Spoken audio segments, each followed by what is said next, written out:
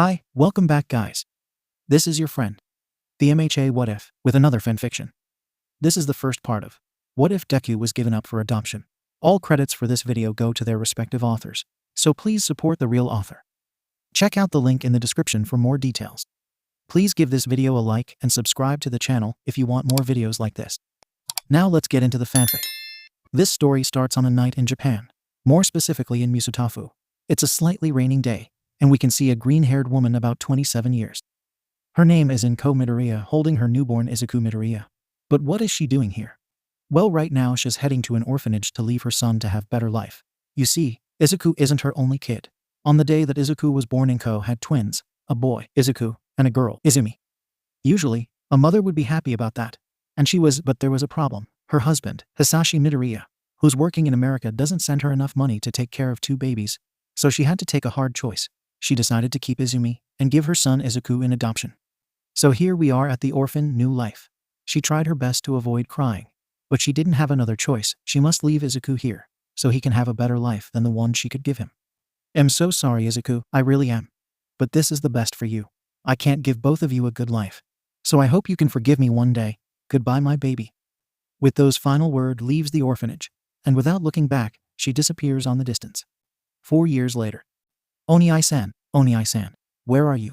Said a little kid searching for someone.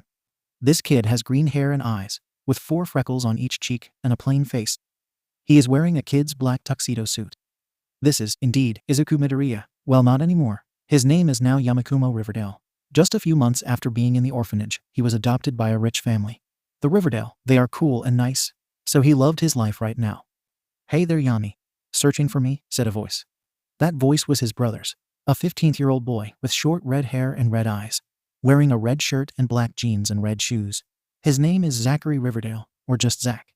Yes, you said that you would help me with my books, said Yamikumo with a pout. Oh, come on, Yami. I know you are really smart and love your books. But come on, you need to play as a kid for a bit, said Zach to his little brother with a big grin on his face.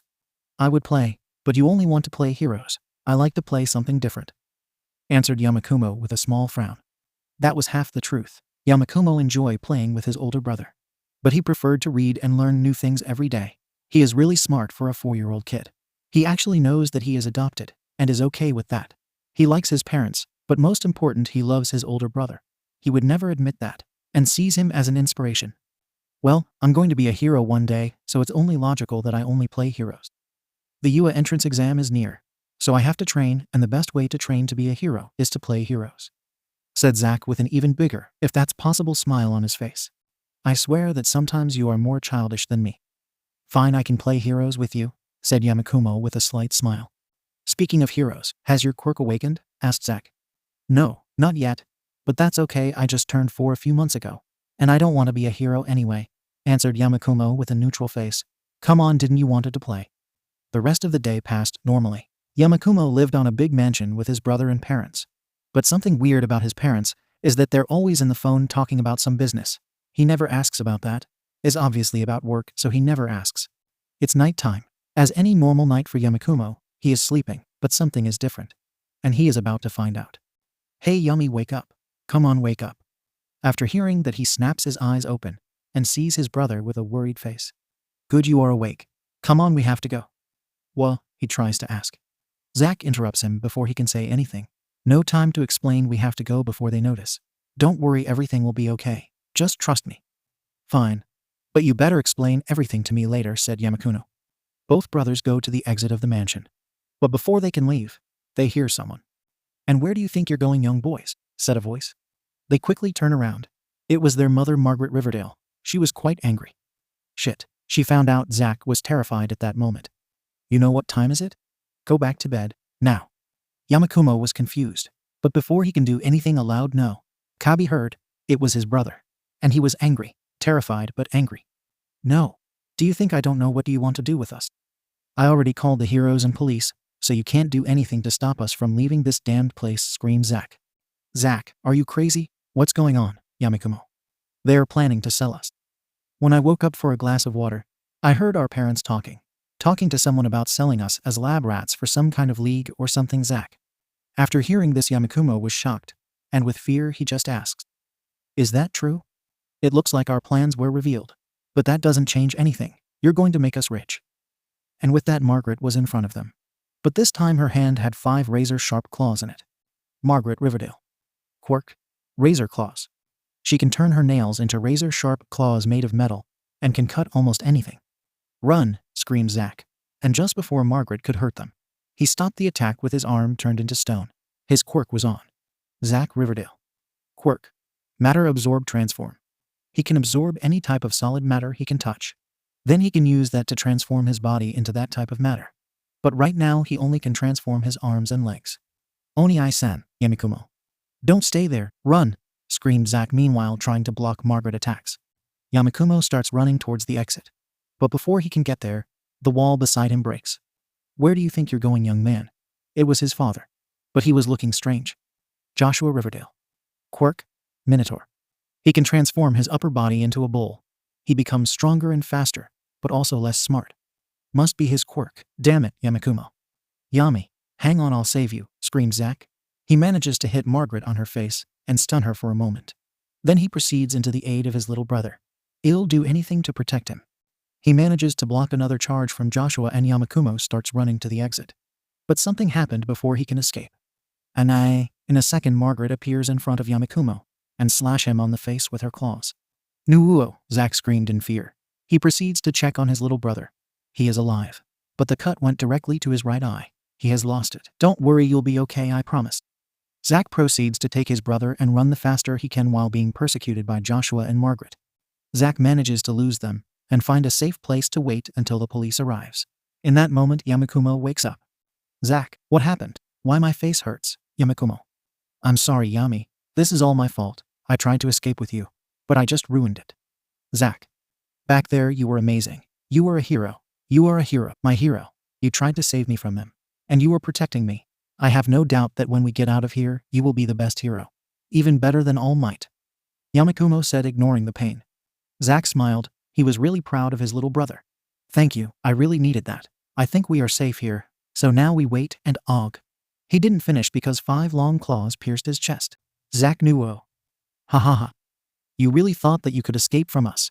It was Margaret. She proceeds to throw Zack's body away. Now Yami, be a good kid and stop resisting, demanded Margaret. Yamikumo didn't do anything.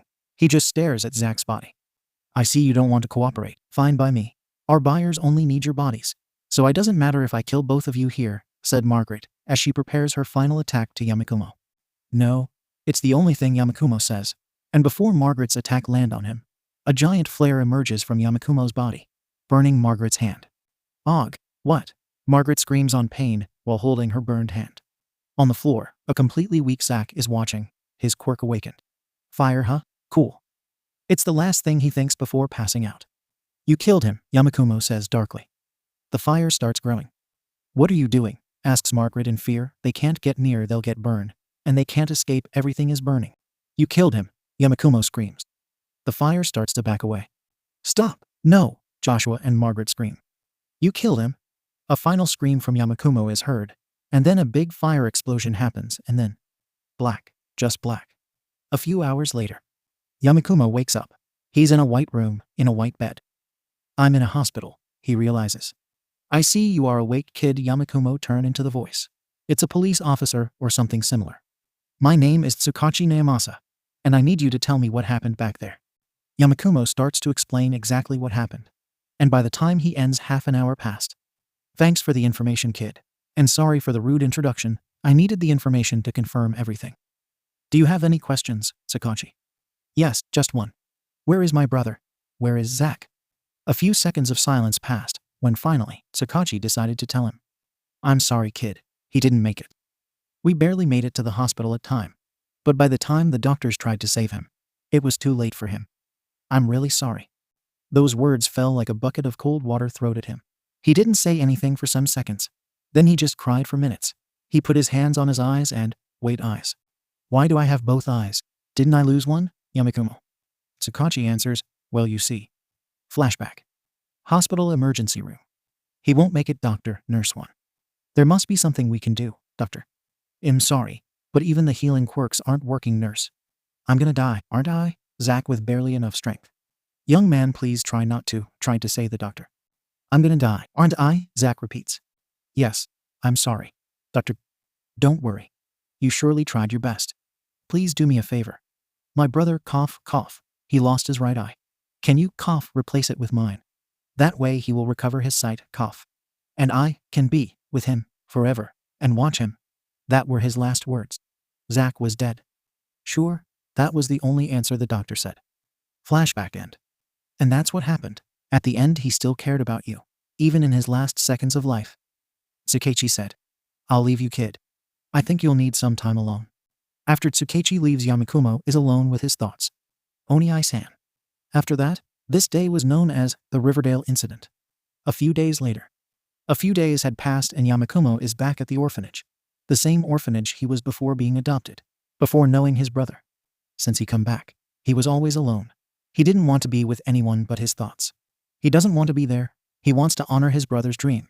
He will become a hero. He owes that to him. He has a part of him. And he will honor his brother and fulfill his dream.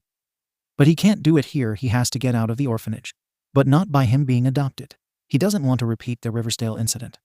He has made his mind. That night Yamikumo Riverdale, or from now on only Yamikumo, escaped the orphanage and disappeared with only one goal. To become a hero. No matter what's the cost, he will become a hero. It's been a few weeks after the Riverdale incident and Yamikumo escaping from the orphanage. It was a cold night like all past nights. Yamikumo was now wearing a black sweater with a dark green t-shirt inside, black pants and black shoes. He is green-haired, and his left eye is also green. He also has 4 freckles on his left cheek. He now has 3 claw-shaped scars that start from his right cheek to the right side of his forehead passing through his right eye, which is now red. It's getting cold. I must find a place to stay the night and eat. Also, I need to find a way to get money. I barely have enough for a few days. I can't steal it. Heroes don't steal. Yamikumo had some money remaining from the Riverdales. They gave him some money for his 4th birthday. But it started to run out. He wonders how the money survived burning from his quirk. Right, his quirk. He doesn't know much about it. He only used it once and passed out. The only thing he knows is that his quirk is a fire-type quirk. Maybe like Endeavor's. Is Endeavor his real parent? Wait, his real family. I never thought about them. Who are them? Are they still alive? Why did they leave me? I could go back to the orphanage to search, but that means to stay there, and I don't want that. I won't jump to any conclusions. They must have a reason to leave me at the orphanage. I'll find a way to get to them and ask their reasons. But right now, I have to focus on my survival. Yamikumo sits on an alley dumpster and start thinking about what he needs right now. First, I need a place to stay and eat. Then I need a way to gain some money, maybe a job. But what kind of job would hire a 4-year-old kid? I'll search some other way. Finally, I'll need a place to train my body and quirk. If I want to be a hero, I need to train. Lost in his thoughts, he didn't notice 3 persons getting near to him. Hey there, kid, are you lost? How about you give us that nice backpack you have, and we leave you alone? Said the first guy, pulling out a razor. Why should I do that? I don't fear you, answered Yamikumo. Look at that. We have a brave one. Okay, kid, you asked for this. After this, the first guy launched himself against Yamikumo and tried to cut him. Watching this, Yamikumo barely avoided the attack, resulting in him getting a small cut in his right cheek. Trying to counterattack, he activates his quirk by reflex. But he still couldn't control it very well, so the flames weren't too big. Nice quirk you have there, kid. But it seems that you can't summon big flames. You are pathetic. Yamikumo attacked him with a small fireball, but it was easily avoided. This is where the other 2 guys join in. The 3 guys started to beat Yamikumo on the floor. He was trying. Punches and kicks were shoot at him. Not so though right now, huh? Leave me alone, Yamikumo shouted, and in response his fire started to grow in an instant. Shit. The kid got mad. Grab his backpack and let's go. The last thing Yamikumo saw was the 3 goons running away with his stuff. Great. Just great, was his last thoughts after passing out. How is our business going? It's fine, you can see it. No, I mean the other business. Oh, never been better. After hearing this, Yamikumo's eyes snap open. He looked at his surroundings. There were tables, chairs, and some food and drinks on the tables. Where am I? A restaurant, maybe? I see you are awake. We found you at the alley of the bar. You were really beaten up. Yamikumo turned his sight to the voice, and at his side was a woman about 30 years or so, and at her back has a man around the same age. Who are you? What do you want from me? Easy there, kid. As I said, we found you at the alley beaten up. So we brought you here so you can rest and heal properly. Tell me, what's your name? Where are your parents? Are you hungry? Why should I tell you? I don't trust you. You can be a really bad person. Calm down, kid. We aren't bad. We just thought you needed help. Yamikumo frowned and turned up his hand on fire. Don't toy with me. I heard you talk about your other business. What are you going to do with me? Sell me? Experiment on me? What? Silent is the only present after that. A few seconds later, the woman speaks again. So, you heard us. If it helps to win your trust, we will tell and show you everything. But you have to come with us. Yamikumo starts thinking and answers, fine. But if you do something suspicious, I won't hesitate on burning everything down. Then he proceeds to turn down his hand. Good. First, the introductions. My name is Akane Adanagi. The man over the counter is my husband Kenji Adanagi. Now it's your turn. My name is Yamikumo. Just Yamikumo. So, he is an orphan. Akane thought with sadness. Interesting name. Well, as you can see, our business is this bar. This bar is our legal business, the one we have registered. Now, as for our other business, come with me. Darling, take care of the bar, she said, and led him into a room. It looked like a storage room. But then Akane moved something hidden. A lever, then the wall opened. It was a fake wall, and after passing through a long hallway he saw it. Welcome to the combat zone. It was a type of ring inside a metal cage. There were people fighting and many people watching and betting. This is our other business, a place where people can bet on the fights and have a good time. We have a lot of fighters. All our fights are illegal since practically everything is allowed here. The only rules are no killing and no quirks. Other than that, you can do and use anything to win. Yamikumo remained silent, and before he could ask. And before you ask. No. We won't force you in to participate. Every fighter is here by their own wills, and are free to leave whenever they want. I see. Sorry for not trusting you. It's okay, kid. I understand, but I have a question. Are you an orphan? I mean, you don't have a last name, so I assumed you are one. Yes, I am. But I won't go back to the orphanage. Don't get me wrong. The orphanage isn't bad. But that doesn't mean I'll go back there. I guess you have your reasons. If you like, you can stay and live with us.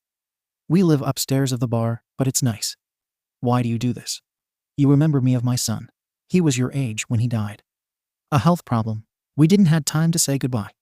I'm sorry. I also lost someone important to me. Yamikumo said, touching his right eye. But I'd like to live here if you are okay with that. Yes, it's fine by me. Are you hungry? Do you want something to eat? Yamikumo's stomach starts to make sounds, and he blushes a little. Do you have katsudon? A big smile appears on Akane's face. Sure. A few weeks later. It's been some weeks after he met and started living with the Adanagi. On this time, he has done a lot of things. He had started to be homeschooled by his guardians. Sometimes he is in his room, other times in the bar, and other times watching combats at the combat zone. Right now, he was studying in his room, but his thoughts were somewhere else. I have a permanent place to stay and eat. And now I don't have to worry about the money, at least not for now. The only thing left is to find a place to train my body and quirk. I can't pass out every time I try to use my quirk. But where I can train? Maybe I can ask someone on the combat zone. Wait, the combat zone? That's perfect. I can ask to be trained to become a fighter. After that, he runs to Akane. He finds her at the bar. Hey Akane-san, can I ask you something? Sure. What is it, kid? I want to train for the combat zone. What? No. You are way too young to fight there. I'm not saying to fight right now. I want to start training to fight at a proper age. Well, if you put it like that, are you sure? Yes. Akane sighs, okay. If that's what you want. Come on, we have to find some trainers for you. Time skip 6 years later. It's been 6 years since that day, and now Yamikumo is 10 years old. Right now he has grown a lot, and despite his age, he looks like a 13-year-old teen. His appearance remained practically the same, except for some mature changes on his face, and an extra small scar in his right cheek. Courtesy of the razor cut he suffered from the goons who attacked him 6 years ago. Right now, he ended his training. He is wearing a black jeans and black commando boots, a dark green short-sleeve shirt, and a black jacket. He also has some gold bracelets and a diamond necklace courtesy from Akane for his 10th birthday. He also adopted Akane's and Kanji's last name, Adanagi. His complexion is thin but muscular.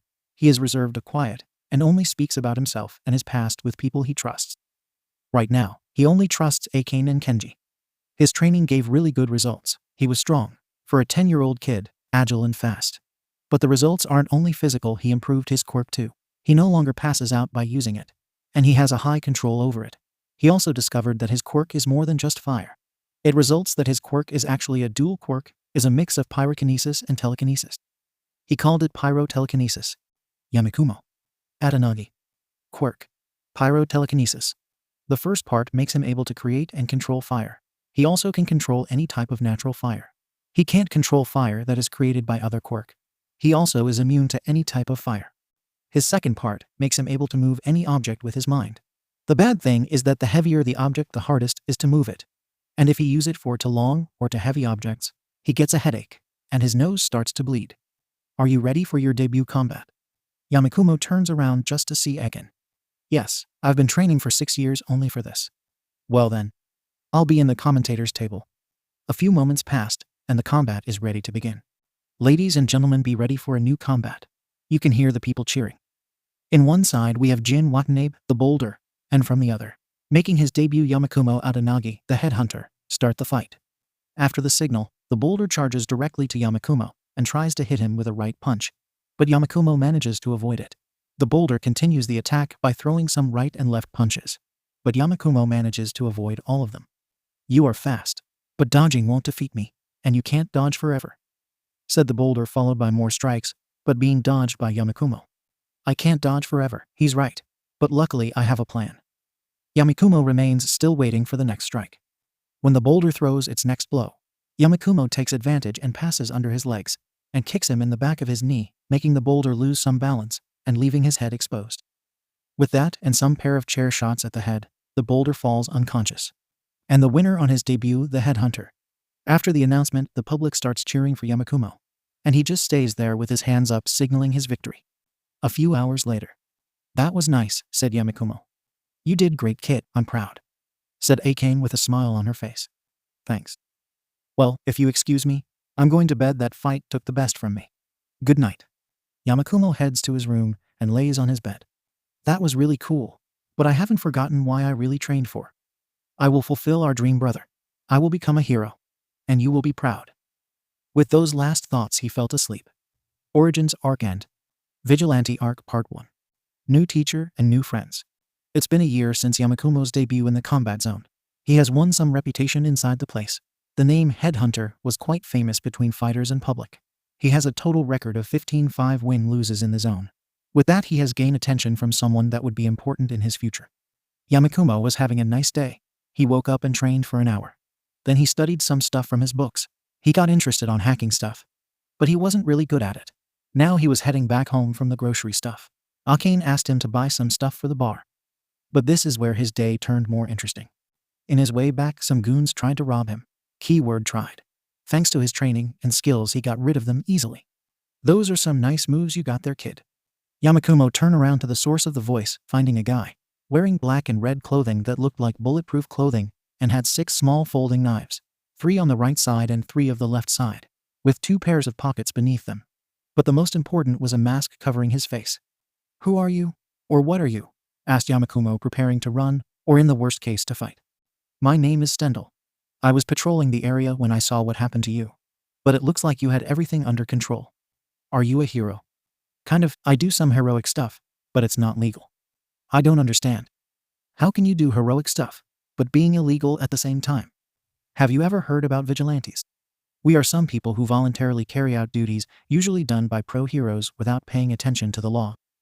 The problem is that due to regulations and quirk restriction laws, we AE not legally allowed to do this stuff. Vigilantes, huh? That's interesting.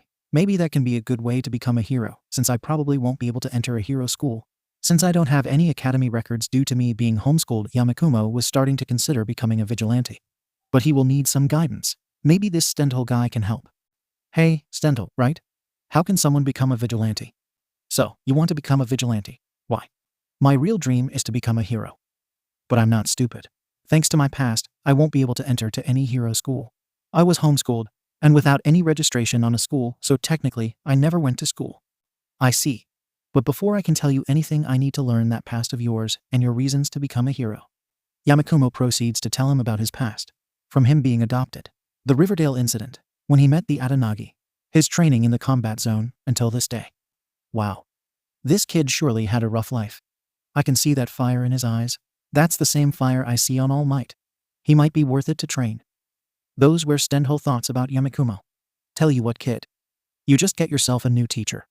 I will teach everything you need to know to become a vigilante. Really? Thank you very much. I won't let you down. Don't thank me yet. First you will have to survive to my training. Then you can thank me. You can't go back now, and don't worry, I won't take you away from your guardians. Once your daily training is over, you can go back to your home to rest. I understand. But first I need to deliver these groceries to Akane-san. Fine. I'll wait you here. Hurry up, I don't have all day. After this talk, and then delivering the groceries, Yamikumo's training to become a vigilante started. 1 year later. A year has passed since his encounter with Stendhal. A year since he started his training, or as he likes to call it, hell. His training consisted in facing Stendhal one-on-one, until his body got exhausted, and even that sometimes Stendhal made him overexert his body. He trained his stealth, agility, and reflexes at the point that he can perceive everything slow, but only if he concentrates enough. He also told him about another vigilantes he knew like Knuckleduster, Popstep, and some guy called the Brawler or something like that. He also trained his quirk. He now can move some heavier objects, and the fire aspect of his quirk is now mastered. And lastly, but not less important, he learned how to use a katana. Stendhal gave him an old one if it was a little damaged and old. But it still worked. At the beginning he was a little bit reticent. But with the time he accepted it, and now he had an advanced skill with his katana, and became his primary combat style. He still remembers when Stendhal gave him the katana. Flashback. What? A katana? But I don't want to kill anybody. I'm not giving you this to kill. I want you to learn how to use it, so you can have more than one trick. You can use that to injure non-lethally your opponents, making some cuts over here and over there, disabling arms and legs. I don't know, you have to be creative. Remember this, kid. A sword not only serves to kill, it also serves to defend. I see. You put it like that, I guess I can give it a try. Flashback end. He laughed at that memory. He had a lot of good memories with Stendhal. Speaking of Stendhal, he wanted to see him. Arriving at the place, he found Stendhal waiting for him. Do you wanted to see me? Yes. It's been a year since I started training, and now, I can say that your training is over. You impressed me, though you would quit. Especially when I gave you that katana. He laughed at the memory. Really? Well then, I should say thank you now. Without you, I wouldn't know what to do. It is nothing, kid. I actually enjoyed it. But I must tell you something. I'm leaving to Hasu. What? Why? With you here, I don't have any reasons to stay. I know you'll do fine. You were in some of my patrol, heck. You even helped me with some duties. Make me proud, headhunter. Goodbye. With those final words, he leaves. Yamikumo stares at the place where Stendhal was standing just moments ago.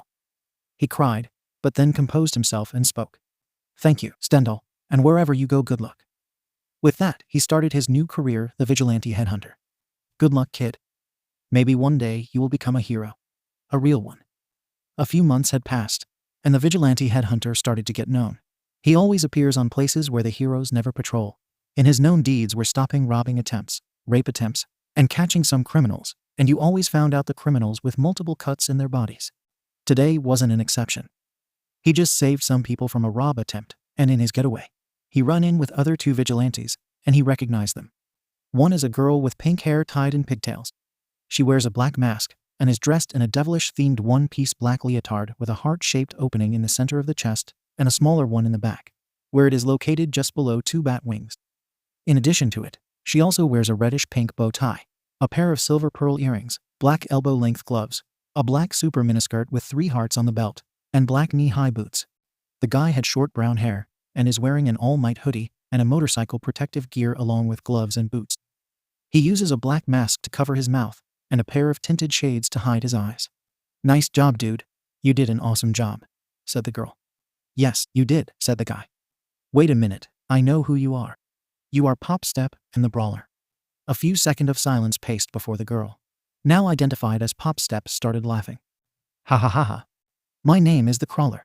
Why everyone says it wrong all the time? Sorry. But what are you doing here? Don't you used to work in Naruhuda? Popstep stopped laughing and answered. Yes, but thanks to someone's new work we moved here. I still do some vigilante work. And he, even though he retired from being a vigilante, still does some work with me sporadically. Hey, what about we work together tonight? It'll be fun. Pop, I'm not sure about. Before the Crawler could say more, Yamikumo interrupted. Sure, I always wanted to work with other vigilantes. My name is Headhunter, if you want to know. Nice. Let's go, Hunter. Let's go, Brawler, ha ha ha. Really? You too? After that, the 3 vigilantes patrolled for the rest of the night. Another month passed, and nothing out of the normal happened. Sometimes he does some patrolling with Popstep and the Crawler, and other times alone. He sometimes also hangs out with Popstep and the Crawlers in their civilian lives, where he learned their names: Kazuho Hanyama Popstep and Koichi Hamawari the Crawler, and quickly becoming good friends. Right now, Yamikumo was in a park near the center of the town. He was thinking about everything that happened since meeting Stental, and asking himself how Stental was doing. And he could still be thinking, but a sudden voice interrupted his train of thoughts. "Are you okay?" It was a short girl of a rather thin build, with honey brown hair, curved inwards in a mushroom-shaped bob that reaches just below her narrow shoulders. She has a long fringe that completely covers her right eye. Her eyes are wide and rather cat-like, tilted inwards with rather long lower eyelashes, and her irises are a warm brown color. Her eyes are wide and rather cat-like, tilted inwards with rather long lower eyelashes, and her irises are a warm brown color. She was wearing a white short-sleeved shirt with a pink skirt and brown boots. "Yes, I'm okay. I was just thinking about a good old friend. My name is Yamikumo Adanagi, by the way." "Oh, sorry. I'm Kinoko Komori, but you can call me Kinoko, and I'm going to become an idol hero." "You want to become hero, huh? That's nice. If you let me ask, what is your quirk?" "Of course. My quirk is called Mushroom. It allows me to spread various types of fungus spores from my body. The spores will quickly grow into full-grown mushrooms once they make contact with a solid surface. The mushrooms can grow from various surfaces, including my surroundings, my own body, and even my opponent's body. But they only last for 2-3 hours. The spores spread better in a humid environment." "Wow, that's a really powerful quirk. I'm a 100% sure that you will become a hero." "Thank you. And what about you? What's your quirk, Yamikumo-kun?" "Straight to first name basis, huh? My quirk is pyrotelekinesis. It's divided in 2 parts. The first part lets me create and manipulate any kind of fire, included natural ones. But I can't control any fire that's created by other quirk. But it makes me immune to any kind of fire, though. The second part lets me move any object with my mind, but the heavier the harder is to move." "Wow. That's incredible. Are you becoming a hero too?" "I want to, but I can't. You see, I am homeschooled, but I wasn't affiliated with any school, so I don't have any academy record, and I can't enter to any hero school since they require to have an academy record. I guess I'll work in my parents' business." "I'm sorry. I hope you succeed on anything you do." "Thanks. This might be a little bit surprising, but since we are already talking, do you want to hang out?" After this talk, they spend all the morning in the park. They also went to a near coffee shop to have something to drink. By the time night arrived, Yamikumo walked Kinoko to her house, and then went to his. He dressed up, and was ready for another vigilante patrol, and he was doing it with Popstep. "Today was an awesome day. I have a new friend, and the first one of my age too. I hope I can know her more. I guess it's good to make some friends after all." "Hey, Hunter. What's taking too long? Hurry up." It was Popstep. Well, duty calls. After that he jumped out of his window, and went patrolling with Popstep. But little did he know, new encounters were destined for him in a near future. To be continued. Vigilante Arc Part 2. Villain Encounter and Dirty Job. Another year passed. Yamikumo is 13 years old right now, and some stuff had changed in Yamikumo's life. First, his vigilante alter ego has won more popularity between the community. The name Headhunter is now well known thanks to all the duties he has done. A lot of people had talked about a mysterious vigilante named Headhunter saving people and doing good deeds. Even though his popularity has incremented, his identity is still a mystery. Nobody besides other vigilantes know his identity. He always makes sure his face is covered with his face mask, and makes sure no one follows him. In the bad side, Popstep and the Crawler hadn't been really active ultimately, and they hadn't hanged out in their civilian lives either. They say that they are in some kind of investigation about something, and if they need his help, they'll contact him the sooner they can. On the good side, his relationship with Kinoko had increased. He considers her a really close friend, and is mutual. Their trust had got to the point that he told her about his past, him being adopted, the Riverdale incident, and his current civilian life with the Adanagi. The only thing he didn't tell her is about his vigilante life, principally because he doesn't know how she will react about it. But he thinks about telling her someday in the future. His relationship with the Adanagi is still practically the same. He considers them the closest to a family, and they consider him something close to a son. The only thing is that the combat zona had won more popularity, and they are busier than before. Right now, he was patrolling in a neighborhood where heroes usually don't patrol. He was jumping through some buildings when he heard a female scream near some alley. He quickly runs to the place only to find a darkened figure holding a woman hostage. He was going to act, but the anonymous figure start talking. "Good. I was expecting you to come, headhunter. I have something to talk with you. I'm here to save that woman from you, not to talk. I know. But are you sure you will be able to save her before I can do something to her? Said the figure, and then summoning a small blue flame near the woman's face. The flame wasn't strong enough to reveal the villain identity. Shit. This isn't good. I can't control his fire, and I won't be able to save her without her suffering an injury. But don't worry, I don't have any intentions to harm this woman. At least not this time. I have a proposition to you. I'll leave this person go unharmed, but you'll listen to all I have to say. What do you think? I guess I don't have other options, and if I have, I don't see any. Fine, but don't try anything funny. After this answer, the villain let the girl go, and then the girl started running away from the place. There you go. Now you'll listen to me, right? Yes. Now hurry up. I see you are a man of word. The figure started to laugh and revealed himself. The villain was a fairly tall, pale young man of a slim, somewhat lanky build, described to be in his early 20s. He has black hair that spikes upward around his head, hanging low over his eyes, which are thin, turquoise in color, and heavily lidded. His most striking features are undoubtedly the patches of gnarled, wrinkled, purple skin that cover much of his lower face and neck, all the way down past his collarbone, below his eyes, around his torso, and on his arms and legs. He has several silver cartilage piercings in both ears, and a triple nostril piercing on the right side of his nose. He also seems to be lacking earlobes on both sides of his ears upon closer inspection. He wears a dark blue jacket with a high, ripped collar, and matching pants, cut off above his ankles, a pair of dark dress shoes on his feet. He also has a plain pale gray, scoop neck shirt, below which a gray belt with a circular pattern wraps around his waist, a leather satchel attached at the back. Let's talk, headhunter. What in the world happened to him? Maybe his body can't resist his quirk. But anyways, this is horrible. I see you know me. My name is Dabi, and I need you to do some work for me. Why do you think I'll help you? I think you don't have any choice. Yamikumo Atanagi.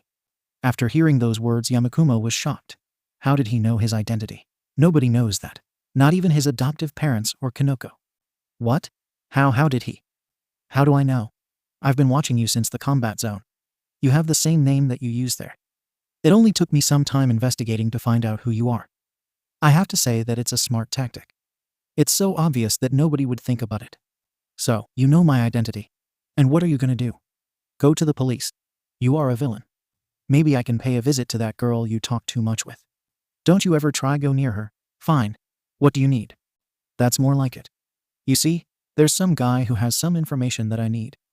Your job is to take this USB and make a copy of all his files, then proceed to erase any local copy, and then give the information to me. Easy, right? Okay, questions. What is this information about? Why do you need it? And who is this guy you're talking about? First, you don't care. Second, you don't care. Lastly, the guy's name is Ibuki Morino. He's the boss of some trashy gang. The information is in his laptop. The folder name is Next Project. You can find it in his home. I need to warn you about his guard. He has some mercenary hired to protect this information. You have a week to accomplish this. I'll meet you here. You don't want to fail this. Now if you excuse me, I'll be leaving. After this, in a second Dabi disappeared, leaving Yamikumo with one question. How am I going to do this? A day has passed, and the night has arrived. Yamikumo was in the top of a house near the objective's house. The house was actually a big mansion, probably bought with illegal money. According to Dabi's information, the laptop was somewhere in the bedrooms. The good thing is that thanks to Ibuki's corruption with some police agents, he could use his quirk inside the mansion. Even though Dabi didn't give him any map or something, the house design was similar to the Riverdale's mansion, the one he used to live in, so this shouldn't be a hard job. He quickly sneaks in through a window that was conveniently open. He landed discreetly in the floor, and used his stealth to his advantage and move without any guard mercenary noticing. He quickly found the laptop with all the information and started the download. 20 minutes for the archives to be ready. The job was resulting easy, but he heard a sound outside the bedroom. Scared because someone might find him, he put the laptop still downloading on his backpack and proceeded to look outside the door. What a terrible mistake. As soon as he goes out the room, he is surprised by a big hammer hitting him in the side of his body. He is thrown away by the hit and smashes in the wall. Then lights turn on and some voice is heard. So, you are this intruder. It was Ibuki, and at his side was a big dude with a giant war hammer in his hands. The guy in question was big and muscular, and had some type of samurai armor on. Titan. Kill him. Then recover the laptop. Do whatever you want with him. The giant, now identified as Titan, charged towards him. Meanwhile, Ibuki just leaves. Yamikumo tried to avoid the charge, but Titan was really fast for someone his size. He tackled him through the wood wall, and both ended in a training room. I see now why Dabi wanted me to do this job. Ibuki already knew that someone is trying to get this information. Maybe I'm not the first one Dabi used. He then proceeds to feel his backpack. The computer's still good. Good thing my backpack has some extra protection. Yamikumo then proceeded to launch some fire at Titan, but the giant didn't even flinch. Titan unleashed a battle cry, and with an amazing speed swinged Yamikumo with the warhammer. My attacks don't seem to work. It might be his quirk. Ha ha ha. Do you like it? Titan is my best guard. Thanks to his quirk, he is unstoppable. It was Ibuki's voice. It was heard through a megaphone. Titan. Quirk. Placebo. His quirk allows him not to feel any kind of damage. It should be noted that despite its quirk, any damage can be done. He only does not feel any type of effect. This isn't good. I just need to resist enough time for the download to be ready. Titan charged again, another hammer attack. But this time Yamikumo was able to avoid it. He then proceeds to move a boxing bag with his telekinesis and launch it at Titan. Even though the attack didn't do much, it was enough to slow down Titan. Yamikumo then launched some fire to the floor beneath Titan, successfully burning it and making Titan fall to the lower floor. This isn't going to stop him. I must find a way out of here. I'll find a way to get rid of the laptop later. Yamikumo started running to the stairs to get to the exit. But he was surprised by the appearance of two individuals. You got through Titan, but he isn't the only one I have. I present to you the Akazi brothers. It was Ibuki talking again. Jugo and Karin Akazi. Quirk. Porcupine. Both brother and sister have the same quirk. It allows them to grow thorns and shoot them to any objective like a projectile. The Akazi started to shoot some thorns at him. He quickly summoned a fire wall for protection and stared, running the other way. If I can't go down, I'll go up. I might find a way out on the roof. Before he could get to the stairs, from the wall beside him appeared Titan again. He tackled him again, troughed the wall again, and ended up in the backyard. After hitting the ground, Yamikumo saw how Titan and the Akazi brothers reunited to fight him. Well, I'm out. But now I must find a way to defeat them. Wait. Yamikumo now paid attention to Titan. His armor was now broken, and some of his burned skin can be seen. Wait, burned. His skin is burned. Maybe from my attacks. That means that he can be damaged. Maybe his quirk prevents him from feeling it. But he can still be damaged. He looked at his now unmasked face and was shocked with what he saw. His mouth is sewn. He looks like he is suffering. Does the Akazi brothers are the same? They are only toys for Ibuki. I have to put the out of their misery. After those thoughts, Yamikumo drew his katana, lit up his left arm, and prepared for the second round against Titan and the Akazi brothers with only one question. How am I going to defeat them? Vigilante Arc Part 3. Finishing the job. How am I going to defeat them? Yamikumo was facing three strong opponents. The Akazi brothers, both long-range fighters, and then there was Titan. Thanks to his quirk, he doesn't feel the pain of his injuries. Okay, Yamikumo, you have two long-range fighters and a big guy who doesn't care about your attacks. Just another normal day at the job. Titan charged again with his hammer. Luckily, Yamikumo was able to dodge the attack. He's slower than before. Maybe his injuries are affecting him. He might not feel them, but he's getting weaker. This is when the Akazi brother decided to attack again. They started to shoot some thorns at Yamikumo, but thanks to his reflexes and sword ability, he was able to deflect the attacks with his sword. But meanwhile he was doing this, Titan managed to hit him again with his hammer and Yamikumo was thrown a few meters, crashing to the ground. F***CK. I have to get rid of one of them. If not, this will be impossible. Yamikumo thought this while coughing some blood. Sorry, Titan. This will hurt me more than you. Literally, you don't feel anything. Yamikumo got ready. He waited for Titan to attack again, and with a quick movement of his katana, they both finished behind each other's backs. The typical standoff. Titan quickly turned around, tried to charge again, but at the moment of taking the first step, he fell to the ground with multiple cuts on his arms and legs courtesy of Yamikumo. Sorry, but this was the only way to put you out of the fight. You might not feel anything, but your body still suffers the side effects of your injuries. With this, you won't be able to move for some time. This leaves me now with Arc. Before he could end his thoughts, a Abyss Thorn pierced him through his right abdomen. He forgot about the Akazi brothers.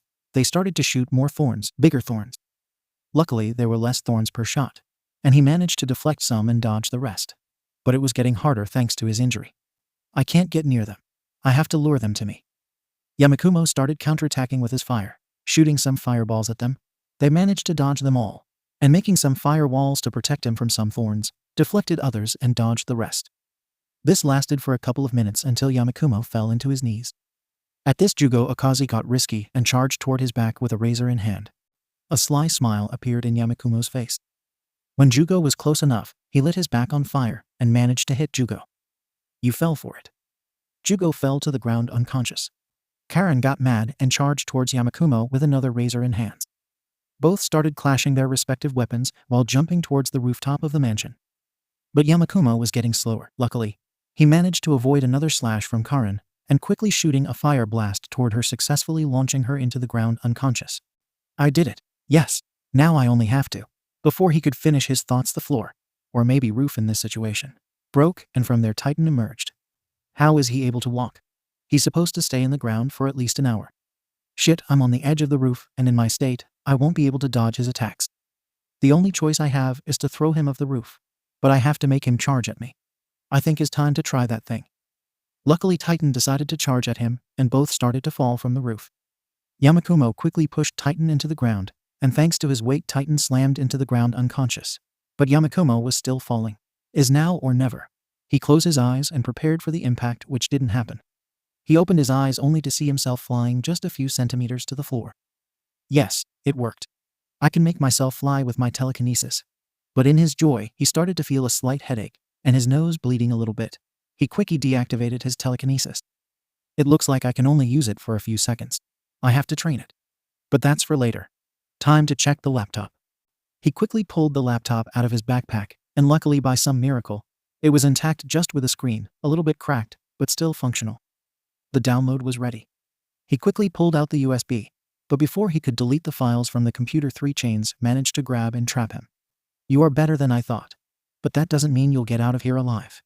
It was Ibuki, and the chains were emerging from his back. Ibuki Marino. Quirk. Chain. He can summon a total of 6 metal chains from his back, and can control them freely. Any last words? Ibuki said while laughing. Yes, you should have gone for the head. After saying this, Yamikumo shot a fireball from his mouth. But it wasn't directed to Ibuki, but to his laptop. No! Ibuki cried out loud, changing his view towards his now destroyed laptop. Yamikumo used this to burn and break the chains, and quickly shot a big fire blast towards Ibuki, managing to take him out. Easier than the rest. Now I have to get out of here. The police might be on their way here, and the house is burning. Yamikumo quickly found his way out, and by the time the fire and police department arrived, he was long gone. Yamikumo was now in a near alley. He was exhausted. But he needed to deliver the USB to Dabi. But before that, he needs to take care of his wounds, especially the thorn that is piercing his abdomen. I'm lucky the thorn didn't touch anything vital. But before I remove it, I need a safe place to heal. My house is too far away. I'll probably bleed out before I can make it there. The closest safe place is, I have no other choice. I have to go there. After these thoughts, he went towards his destination. Koko was ready to sleep. Her parents weren't at home right now. They stayed at their work late. She was in her pajamas and prepared her bed. But before she could rest, she heard a knock in her window. With curiosity, she opened the curtains only to see an injured Yamikumo. Yami-kun? She quickly opened the window, letting Yamikumo in. He quickly fell into the floor, exhausted. Yami-kun, what happened to you? Why are you so injured? Look, Komori-san, I need your help. I'll explain everything to you, but first I need some help, and you are the only one I can trust right now. Fine. What do you need? Also, I told you to call me Koko. Okay, Koko-san. I'll need some peroxide, a gauze, some bandages, a towel, and a needle with a thread. On it. Koko quickly ran out her room, and as fast as she left, she came back with all the stuff. Here you go. You better explain me what happened to you. Once you are okay, of course. Don't worry, I will. Yamikumo poured some peroxide into his wound, the one with the thorn. He grunted a little bit. Okay. Now I need you to help me. Once I pull out this thorn, I need you to use the towel and place it in the wound to stop the bleeding. Can you do it? Yes. Yamikumo quickly pulled out the thorn from his abdomen and screamed. Koko quickly covered the wound and started pressing for the bleeding to stop. A few minutes later, Yamikumo told her to stop. He then took the needle with the thread. You don't want to see this, Yamikumo said, and Koko turns away. He started to close the wound. He screamed and grunted in the process. He then proceeds to cover the wound with the gauze and secure it with the bandages. Okay, I'm done. I guess time for me to explain myself. Yes, please. I'm so worried right now. I need to know what's going on. Please. Okay, but don't interrupt me. Once I'm finished, you can ask me anything. He then started to tell her everything. He didn't leave anything out. All his life, vigilante and civilian. After a few minutes, he was done, and the ambient was silent and awkward. So, you're a vigilante? Yes. And you planned on telling me. But you didn't know how I was going to react. Yes. And you did this job for a villain, because he threatened you to hurt me if you didn't do it. Yes. Okay, she said with a big smile in her face. What? Aren't you mad or scared of me? Why should I? You did this to protect me. You fought 4 enemies and won. You're awesome. So, we are okay. Right. Only if you help me with something. For you? Anything. What a gentleman. Okay? I want you to help me train for the UA. I want to be as awesome as you. Sure. But before that, do you have any computer? Sure. I have my laptop here. Why? I want to know what this information is about before I deliver it. Yamikumo used Kanoko's laptop, introduced the USB, and started to look. Kanoko also wanted to know, and she also started to look. The information surprised both. Wow. All of this is information about Endeavor. Real name, family, even private information. Let's see shit. Did he really do all of that to his family? That's not nice. All of this only to win over All Might. He's crazy. Right, Yami-kun? Yamikumo didn't answer. He was busy watching something that caught his attention. Talia Todoroki? He looks like Dabi if you remove all that burned skin from him. He's presumed dead, but could he be Dabi's real identity? He was handsome. You have to give him that. Yamikumo laughed. Only you can say something like that in a moment like this. Yamikumo ended reading all the files. Okay, that was something. I'll face Dabi about his identity when the time comes, thanks. I'll be leaving now. You sure you don't want to stay here? You look tired. Are you sure? What about your parents? They aren't here. And even if they see you, they love you. I'm sure they won't mind having you here. True. Well, I guess I'll take your offer then. I'm exhausted. The rest of the night passed normally. The next day, Kanoko's parents encounter him and welcomed him. Oh, hello, Yamikumo. You didn't tell us your boyfriend was coming, Kanoko. Mom, he's not my boyfriend. That's sad. Yamikumo, I would love to have you as my son-in-law. Thanks. I guess, if you excuse me, I have some things to do. Have good day. After saying goodbye to everyone, Yamikumo leaves. So polite. You do know how to pick them, Kanoko. Teased Mrs. Komori. Mom. The week limit had reached and Yamikumo was ready to confront Dabi. They were on the same alley they talked last time. I see you made it. I'll be honest, I thought you wouldn't make it. But what a nice surprise for me. Now give me the information. Yamikumo didn't say anything and gave Dabi the USB with all the information. Good. Now if you excuse me, I'll be leaving. Sure. I'll be seeing you. Talia Todoroki. Dabi stopped his steps and turned at Yamikumo with a shocked expression. How did you? No, easy, I did some research. Yamikumo said, pointing at the USB. That bastard. Dabi clenched his teeth. So, what are you doing? Tell it to the police. No, I'm not stupid. I know if I tell this to the police, you'll do something to my important people. Instead, I'll make a pact with you. You and I have secret information about each other, so I thought this. You won't use or do anything about my information in any way, and I won't tell anybody about my discovery. Deal? Yamikumo offered a handshake to Dabi. I see you like to bargain. I like you. You have yourself a deal. Dabi said, and proceeded to shake hands with Yamikumo. After that, both parted their own ways, only to not see each other again. At least for some years. Yamikumo started training with Kanoko at the day, and in the nights he continued his duties as vigilante. Little he knew, a mysterious figure started observing him from the distance every night. Vigilante Arc End. Trigger Assault Arc Part 1. Calling for the mission. Another year has passed, and now we are at night, and a woman was coming out from work. She was leaving late thanks to some extra work she had to do. She had a fox quirk that gives her a fox appearance.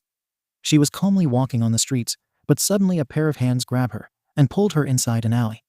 The girl was grabbed against a wall. She saw at her aggressors and saw 3 thugs. One was in front of her, and the other 2 were at first one's back. Okay, girl. As you can see, you don't have other options but to do anything we say. Now give us everything you have. Wait, boss. Look at her. Her face might be weird, but look at that body. What about we have some fun with her before taking her stuff? Yeah, you're right. Let's have some fun first. The thugs were about to do something to the girl, but before that a voice was heard. It's not very nice to treat a lady like that. What? Where are you? Show yourself, you cow-arg. In less than a second, one of the thugs disappeared in the shadows. What's going on? Arg. Another one disappeared. And in a blink of an eye, the third one disappeared as well. The girl was alone in the alley for a few seconds until a figure appeared from the shadows. Who are you? I'm Headhunter, and don't worry, you can leave. Thank you. After this, the girl leave to her home. Watching the girl leave, Yamikumo was proud of what he did. Good. I managed to improve this ability. Truth to be told, Yamikumo learned how to hide his presence from the enemy. The thing is that it wasn't perfect. He only can do it if there's shadows or any kind of darkness in the surroundings, and if he is wearing dark clothes. He still remembers the time when he learned to do this, and who he met because of that. Flashback. 3 months ago. Yamikumo was patrolling the streets in the night when he heard a scream in a nearby alley. He quickly went to check. By the time he arrived, the only thing he saw was a blonde girl kneeling before 2 dead bodies. Hey, are you okay? What happened here? They were trying to do bad things to me, so I killed them, said the girl in a casual tone. She proceeds to stand up and turn at Yamikumo. Her face was covered in blood, and she had a sadistic grin on her face. Oh, I love your scars, but you'll look even better with more. With that said, she disappeared in seconds and quickly appeared behind Yamikumo with a knife on his neck. Shit. How did you? Do you like it? I can hide my presence from my preys and kill them without them even realize it. What about this? I can show you how to do it, or at least the basics of this, and you will shut up about today. I guess I don't have any other choice then. Very well, you win this time. Good. I was worried you'll do something, so I had to kill you. It would have been a shame to kill someone as handsome as you with those sexy scars. I'm Himiko Toga, by the way. Yamikumo, and that's all you will know about me. Nice. Let's begin. After some hours, Yamikumo learned the basics on how to hide his presence. After the lesson, Toga left without leaving any track. Flashback end. Yamikumo got chills after remembering that. Well, at least I got a good thing after all. Yamikumo headed towards home to rest. He had a training session with Koko tomorrow morning, and he needed to be at his best, or at least be well rested. The next day. We are now at the training gym of the combat zone, where Yamikumo was training Koko. Of course, he didn't train her as hard as Stentel trained him, but he still helped her improving some of her skills. Koko has good combat abilities, he helped her, and now she has good close combat skills. He also helped her a little bit with her quirk. She developed some interesting techniques, but aside of that, he couldn't do anything else. Right now, they were having a friendly spar, or better said, Koko, trying to land a hit on Yamikumo. A few minutes passed and Koko fell into her knees. You know what? I give up. It's impossible to hit you. Hey, don't say that. You are clearly getting better every day. Then why I can't hit you? You landed some hits on me. You just don't realize it. And even if you didn't, I have 3 years of experience thanks to my vigilante work. It's obvious that you will have it hard to hit me. I guess you're right. I won't give up then. By the way, how is your work going? It's fine, I guess. Lately there's less crimes, so I don't do much. And your vigilante friends? I don't know. I haven't listened from them for a while now. Do you think they are okay? They are tough people. I'm sure they are okay. But enough talking. Let's continue your training. Yes, sir. I'm glad your guardians let us use the gym from the combat zone. It's the best place for training. At least until I get into UA. In that we agree. After a few more hours of training, both teenagers decided to spend the day together doing normal stuff. By the afternoon, Yamikumo walked Koko to her house, and after some teasing from Koko's mother, he went back to his home. He decided not to patrol tonight. But before he could reach his home, he received a message. Hello. It's been a while since last talk. I can't say much. Not in here, but we need your help. Meet us tonight at the same place we met for the first time. There will be more people in there. Please be there. P.S. P.S. Pop step. I better get ready, it will get dark soon. The night has arrived. The city was calm and silent, and Yamikumo was heading to the meeting point with a lot of questions in his head. It's been a year since last time I heard about them. The last time they were investigating something. Does this have to do with that? Either way, I'm eager to see them again. By the time he arrived, he could see them, Popstep, and the Crawler. He smiles because of that. He then realized there were 3 more persons in there. He quickly joined them. Hey, I received your message. It looked important. What's going on? Headhunter, I'm glad you could make it, said Popstep with a big smile on her face. Let me introduce you to everyone so we can begin. This big guy is Knuckleduster. He was our partner back there in Naruhuda. The guy in question was a towering, heavily muscled man. He has short dark hair and visibly thick eyebrows and possesses heavy stubble and a prominent scar running diagonally down his left cheek. His costume consists of a simple wrap-around black mask tied over the top of his head, a tight-fitting dark shirt, jeans, boots, and a long hunter green trench coat. On his hands, he wears a pair of dark gloves topped with a pair of brass knuckles or knuckledusters, from which he derives his name. So, he is the guy you've been talking about. He looks a little young, but I'm not complaining if you trust him. I'll trust him too. Nice to meet you, Headhunter. Knuckleduster proceeded to shake hands with Yamikumo. Nice to meet you too, sir. They talked about you a lot when we hanged out. Okay, let's continue. Here, this guy in blue outfit is Sub-Zero. We met him and his friend when investigating. They are nice guys and really trustworthy. The guy was dressed in a familiar, blue-garbed ninja-like uniform, which Yamikumo recognized. Wait. Sub-Zero? Like the character in that old game? Mortal Kombat, was it? Ah, so you know the game. Yes, I inspired my costume and name on that character, since my quirk is identical to his. Cool. Nice to meet you. They proceed to shake hands, and Popstep then introduced the last person. This guy is Scorpion. He is Sub-Zero's partner in battle. They are both vigilantes. The guy wears a similar outfit as Sub-Zero. The only difference is that his suit is more aggressive and is yellow-colored. Let me guess. Mortal Kombat, and your quirk is identical to the Scorpion character of the games. Yes. Nice to meet you then. After the introductions were done, the crawler started speaking. Now that everyone knows each other, let's begin with why we brought you here. I don't know if you are familiarized with the trigger drug. If you are not, let me explain. The trigger is a type of drug that gives a boost to an individual's quirk, simultaneously weakening their sense of reason. Originally, trigger was created to massively enhance the power and potency of weak quirks. However, it was soon used for criminal activities, so it was banned in many countries, including Japan. Of course, that didn't stop the criminals from putting their hands on that drug. At the beginning, we thought it was some kind of illegal exportation, but then we discovered that it was, in fact, being manufactured here in Japan. So, we are going to stop these criminals? That's why you need all of us? Asked Scorpion. Our plan was that Popstep, Knuckleduster and I were going to stop them, but then we discovered who were the manufacturers. It was the QHC, or Quirk Helping and Counseling. Wait. Aren't those the people who help other with their quirk problems? Asked Sub-Zero. Yes. In the outside, they pretend to be good people, but they use the money that the government gives to them to produce and illegally sell the trigger. The last year Popstep and I were investigating them, and we found all of this.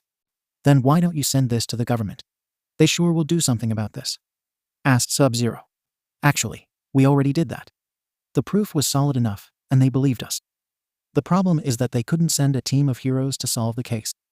You see, if the heroes fail the mission, it will create a social problem and a lot of noise. So they asked us to form a team and help them with that. Yeah, sure. Let's help them with this, and as a reward, we all get arrested for vigilantism, said Scorpion sarcastically. Don't worry. In exchange of this favor, we will have permission to use our quirks to do this job, and we won't be arrested. So, the government doesn't want to get their hands dirty and make us do this for them. If we fail, they will just put all the blame on us, and if we succeed, I'm 100% sure they won't mention us, and will say that some heroes did this, so that way no one becomes a vigilante. Smart, said Yamikumo. Yeah, I know that it doesn't sound nice, but this is our only chance to be heroes at least for one night. I know that, Popstep. Knuckleduster and I are in. The question is, are you in? Yes, I'm in, answered Yamikumo. Hell yeah, let's do this, answered Scorpion. So, what do we do first? Answered Sub-Zero.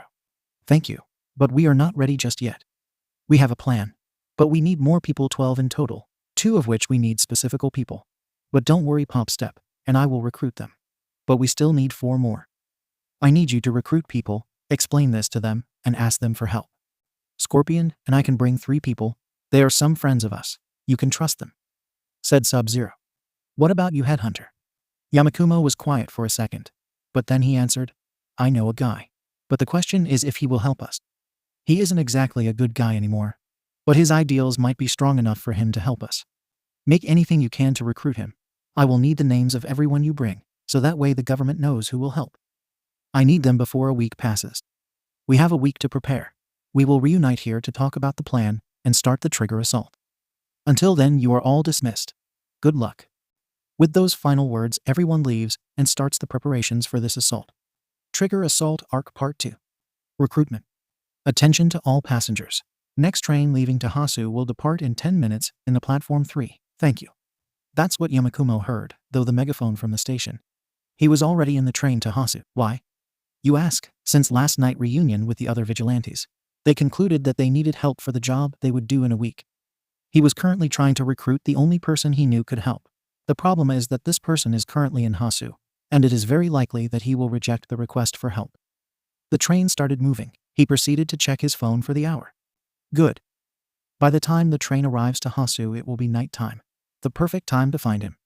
He then proceeds to put on his headphones and listen to music. While playing in his phone meanwhile, he arrives to Hasu. He then remembered the reaction of Koko when he told her about this job. Flashback to this morning. You are doing what? That was Koko. She was shocked about what Yamikumo told her. What you heard. I'm going to Hasu tonight to recruit him for help in this job. Yeah, but why are you doing this? It's very dangerous. I know, but is the right thing to do. Besides, I'm not alone. There's going to be more people in there. I know. And I know you are strong. But that doesn't mean that I can't be worried about you. Don't be. We have the government's permission for quirk usage. And if we succeed, there will be no consequences. If you succeed. But what about you don't? You will be arrested. I'm a minor, I won't be sent to jail. Besides, you worry too much. I'll be fine, you'll see. Fine. I'll trust you, but with one condition. Shoot. When you succeed, you will take me somewhere nice as an apology for worrying me. I promise I will. Now if you excuse me, I have to prepare for my travel to Hasu. Okay, see you later then. Please come back safe. She said the last part quietly and holding her chest tightly. Yamikumo just turns to her and gives her a warm smile, which makes her blush and leaves. He then arrives at home and prepares to go to Hasu. A few hours later, he is ready and heads to the train station. But before he has to tell Akane that he needs to go to Hasu. Hey Akane-san, I'm heading to Hasu. See you in a few days? Don't worry, I still have some money.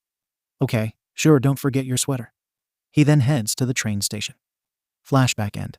After remembering that he concentrates on his game, without knowing that two pair of eyes were watching him. Trigger Assault team members. Recruited. 1. Koichi Himawari aka the Crawler. Quirk, Slide and Glide. 2. Kazuho Hanyama aka Pop Step. Quirk, Leap. 3. Iwao Oguro aka Knuckle Duster. Quirk, Quirkless. 4. Yamikumo Adanagi aka Headhunter. Quirk, Pyro Telekinesis. 5. Hanzo Hasashi aka Scorpion. Quirk, Infernal Pyrokinesis. 6. Huey Lang aka Sub-Zero. Quirk, Cryokinesis. To be recruited. Dossiers. 7. Name. Gender. Female. She is an expert hacker. She will be needed to manage team communications, in addition to helping with security cameras and giving an outline of the plans for others. Quirk. Recruiter. The Crawler, Pop Step, and Knuckle Duster. 8. Name. Gender. Male. He basically comes with the past member, but his abilities and quirk can't be underrated. Quirk. Recruiter. The Crawler, Pop Step, and Knuckle Duster. 9. Name. Mai Shiranui aka Kitana. Gender. Female. From what Scorpion and Sub-Zero said, she is an expert in martial arts and sharp weapons. Her quirk also helps her with her abilities. Quirk. Sharpening Tool. She can add sharpness to any non-living object within a limited size. She can also control those objects mentally. She usually uses it in her fans, since those are her primary weapon. Recruiter. Sub-Zero and Scorpion. 10. Name. Takeo aka Jiras. Gender. Male. From what Scorpion and Sub-Zero said, he is strong, but he lacks from combat abilities. But he makes it up for it thanks to his powerful quirk. Quirk. Sand Control. He can control any type of sand. He can also turn his body into sand and control it. Recruiter. Sub-Zero and Scorpion. 11. Name. Sayumi ake Devora. Gender. Genderless due to her quirk. She identifies herself as a female. From what Scorpion and Sub-Zero said, and despite her appearance, she is a really caring person. Her quirk is weird but strong. Quirk. Wasp Hive. Her body is essentially a wasp hive. She can control telepathically all the wasps that live inside her. Her quirk also makes her genderless since she is a hive. But she identifies herself as a female. She also can fly since she has wasp wing in her back. Recruiter. Sub-Zero and Scorpion. 12. Name. Gender. Male. Headhunter didn't tell us much about him besides that he is the only person he knows that could help. Quirk. Recruiter. Headhunter. We are now located in Misutafu again. To be more precise, we are in a store where an interesting scene was happening. Two persons were robbing a store. The first one was a man with a refined appearance. He has a slicked back hairdo with a curl at the front and sports a handlebar mustache along with a well-kept, medium-sized beard. His clothes are also quite extravagant, featuring a dark purple jacket with enlarged collars and coattails, a pair of loose, pinstriped pants, and 2 belts. He also wears a pair of cuffs and a woolly scarf. He also has a can which he uses to walk. The other is a very short young woman with quite a large, round head, compared to her narrow body. She has raspberry pink hair, which she wears up in 2 high pigtails, wide and thick at the top and thin at the bottom. The ends curved upwards to the sides at her waist, their edges trimmed straight. She has a single bang in the middle of her forehead, swept pointedly to her right, and very large, pointed down eyes with dark rings on the underside of each, 2 longer eyelashes to each far side, which take up most of her face. Her irises are oval-shaped, pink in color, and each has 2 circles between their small pupils and their rims, giving them a rather hypnotic look. Her outfit is quite elaborate, consisting of a big white bow at her neck, matching the thick gloves she wears, an indigo shirt with large buttons and long, upturned frilly sleeve cuffs, and a pair of white, pinstriped pants which are very poofy, making her legs seem bigger than they are. She sports several heart motifs, such as heart earrings, heart-shaped buckles on the 2 thin, golden belts around her waist, and a wide heart design over the tops of her legs. She also wears dark tights underneath her pants, over which she wears a pair of shiny high-heeled boots. Hands up, everyone. This is an assault. Please put all the money in the bag. Also put all the tea in the bag too. Hey, La Brava, are you recording this? Yes, gentle. You'll look so handsome. Good. This is gonna be the best one from all, at least for now. When the employees finished filling the bag, he and her partner exit the store. But the police were already in the place. Hands up, gentle criminal. You are under arrest. This also goes for your partner. I don't think so. This is not the end of my gentle apparitions. After saying this, he grabbed La Brava, and with the help of his quirk, he started jumping far away from the scene. The police were unable to keep up with him. Gentle criminal. Quirk. Elasticity. Quirk allows him to bestow the property of elasticity to anything he touches, making it stretchable, bendable, and bouncy. This quirk can affect anything, from the ground to the air itself. Danjuro cannot cancel the effects himself. Instead, the effect wears off on its own after time has passed. By making the air elastic, it becomes a circular invisible membrane that floats in midair, which he can use as trampolines to get around quickly, as shields to deflect his opponent's range attacks, or move them around the environment to his advantage. After escaping from the police, they landed on a nearby alley. La Brava, end the recording, prepare the video and publish it. Yes, gentle. They were about to leave, but 3 persons stopped them. I see you haven't changed, gentle, said the big one. A clock, or should I call you Knuckleduster now? Ha ha ha. I see your humor hasn't changed either. It is nice to see you, old friend, but I have to ask. Who are those that are with you? And more important, what do you want? If you promise to listen until the end, I will tell you everything. Okay, go on then. Knuckleduster then proceeded to introduce the crawler and Pop stepped to Gentle. Then he explained everything about the assault to QHC. I see, but why do you need us? Actually, we need specifically her. Knuckleduster said, pointing at La Brava. But, since we need more people, and you are always with her, we will recruit you as well. But why me? Asked La Brava. Well, we need a hacker, and you are the only one we know, and you are a damn good one. I saw you hacking into a lot of sites, government included, and you haven't been tracked. I see, but anyway, you are vigilantes, and I see that you can have this temporal permission. But what about us? We are criminals. We help you, and as a reward they arrest us. Don't worry, we already talked about you with the government. Since you are a low-tier criminal, they are willing to clear your criminal record, hers as well. I guess doing some good stuff is good. Well, I'm in. But I don't know about her. Whatever you do, I'll go with you, Gentle, so I guess I'm in too. Answered La Brava. Good. This is the reunion point and date. We'll see you there. Okay, La Brava, prepare the cameras. This our first good video. Oh yeah, I forgot you can't record anything of this. What? Why? It's a dirty job for the government, remember? Fine. Let's go, La Brava. After they leave, The trio was left standing there. Interesting character, am I right? Or am I right? Said Popstep. Trigger assault team members. Recruited. 1. Koichi Hamawari Ake, the Crawler. Quirk, Slide and Glide. 2. Kazuho Hanyama Ake, Popstep. Quirk, Leap. 3. Iwao Oguro Aka, Knuckle Duster. Quirk, Quirkless. 4. Yamikumo Atanagi Aka, Headhunter. Quirk, Pyro Telekinesis. 5. Hanzo Hasashi Ake, Scorpion. Quirk, Infernal Pyrokinesis. 6. Qi Lang Ake, Sub-Zero. Quirk, Cryokinesis. 7. Manami Aba Aka La Brava. Quirk, Love. 8. Denjiro Tobita Aka, Gentle Criminal. Quirk, Elasticity. To be recruited. Dossiers. 9. Name, Mai Shiranui Ake Kitana. Gender, female. From what Scorpion and Sub-Zero said, she is an expert in martial arts and sharp weapons. Her quirk also helps her with her abilities. Quirk, Sharpening Tool. She can add sharpness to any non-living object within a limited size. She can also control those objects mentally. She usually uses it in her fans, since those are her primary weapon. Recruiter, Sub-Zero and Scorpion.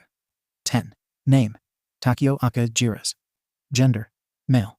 From what Scorpion and Sub-Zero said, he is strong, but he lacks from combat abilities, but he makes it up for it thanks to his powerful quirk. Quirk, Sand Control.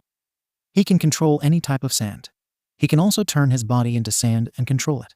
Recruiter, Sub-Zero and Scorpion. 11. Name, Sayumi Aka Devora. Gender, genderless due to her quirk. She identifies herself as a female. From what Scorpion and Sub-Zero said, and despite her appearance, she is a really caring person. Her quirk is weird but strong. Quirk, Wasp Hive. Her body is essentially a wasp hive. She can control telepathically all the wasps that live inside her. Her quirk also makes her genderless since she is a hive. But she identifies herself as a female. She also can fly since she has wasp wing in her back. Recruiter, Sub-Zero and Scorpion. 12. Name, gender, male. Headhunter didn't tell us much about him besides that he is the only person he knows that could help. Quirk? Recruiter, Headhunter. A new scene change. Now we are ubicated in a nice house where 3 persons are waiting for someone. Mai Shiranui, Takeo and Sayumi were waiting for their friend and vigilante partners Qi and Hanzo. Why are they always late? Asked Mai. Just when she finished the question, 2 guys entered the house. Oh look, they are here, said Sayumi. Good, you are here. Now tell us about this job you were talking about, said Takeo. First off all, hello. Now about this job, Qi started explaining everything to the trio. And that's why we need your help. Finished explaining Qi. Okay, let's do it. It's the first time we would be able to be heroes, at least for one night, said Sayumi quickly. That was fast, said Hanzo with a poker face.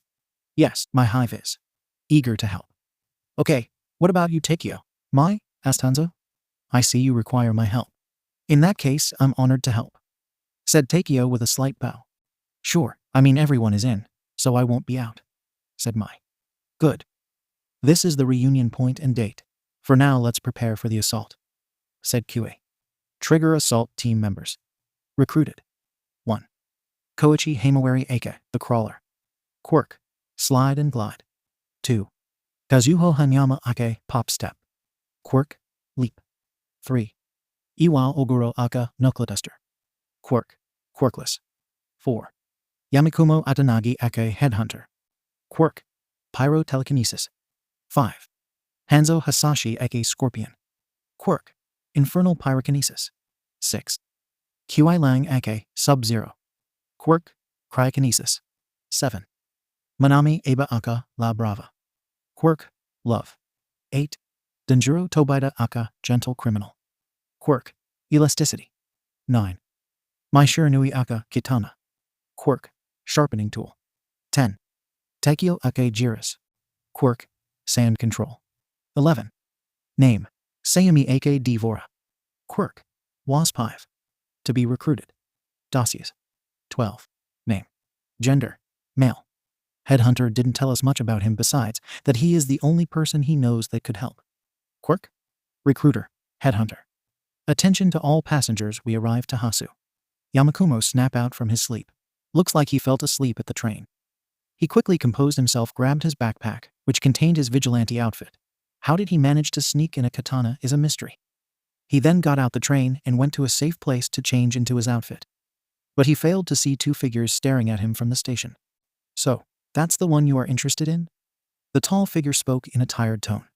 Yes, I've been watching him for a year now. The small figure spoke. He looked like a small animal.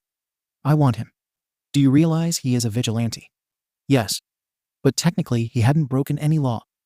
He never uses his quirk, not even in his vigilante work. Should I go and talk to him? No, not yet. Let him finish what he has to do. Then I will personally talk to him. But I have the sensation that we aren't the only ones that are interested in him.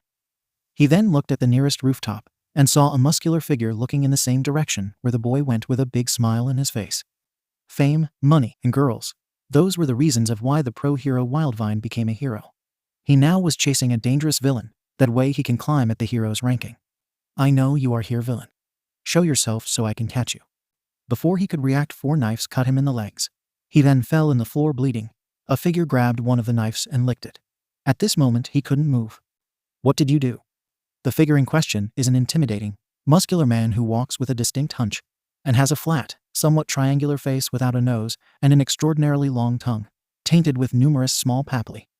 He has rather long, black hair, which he wears in a messy fashion.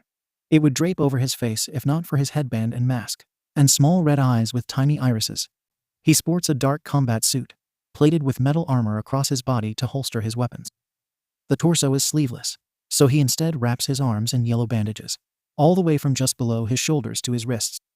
He also wears long black wristbands and a watch on his left arm, and his knees are protected with metal pads, the costume completed by black boots with steel armor.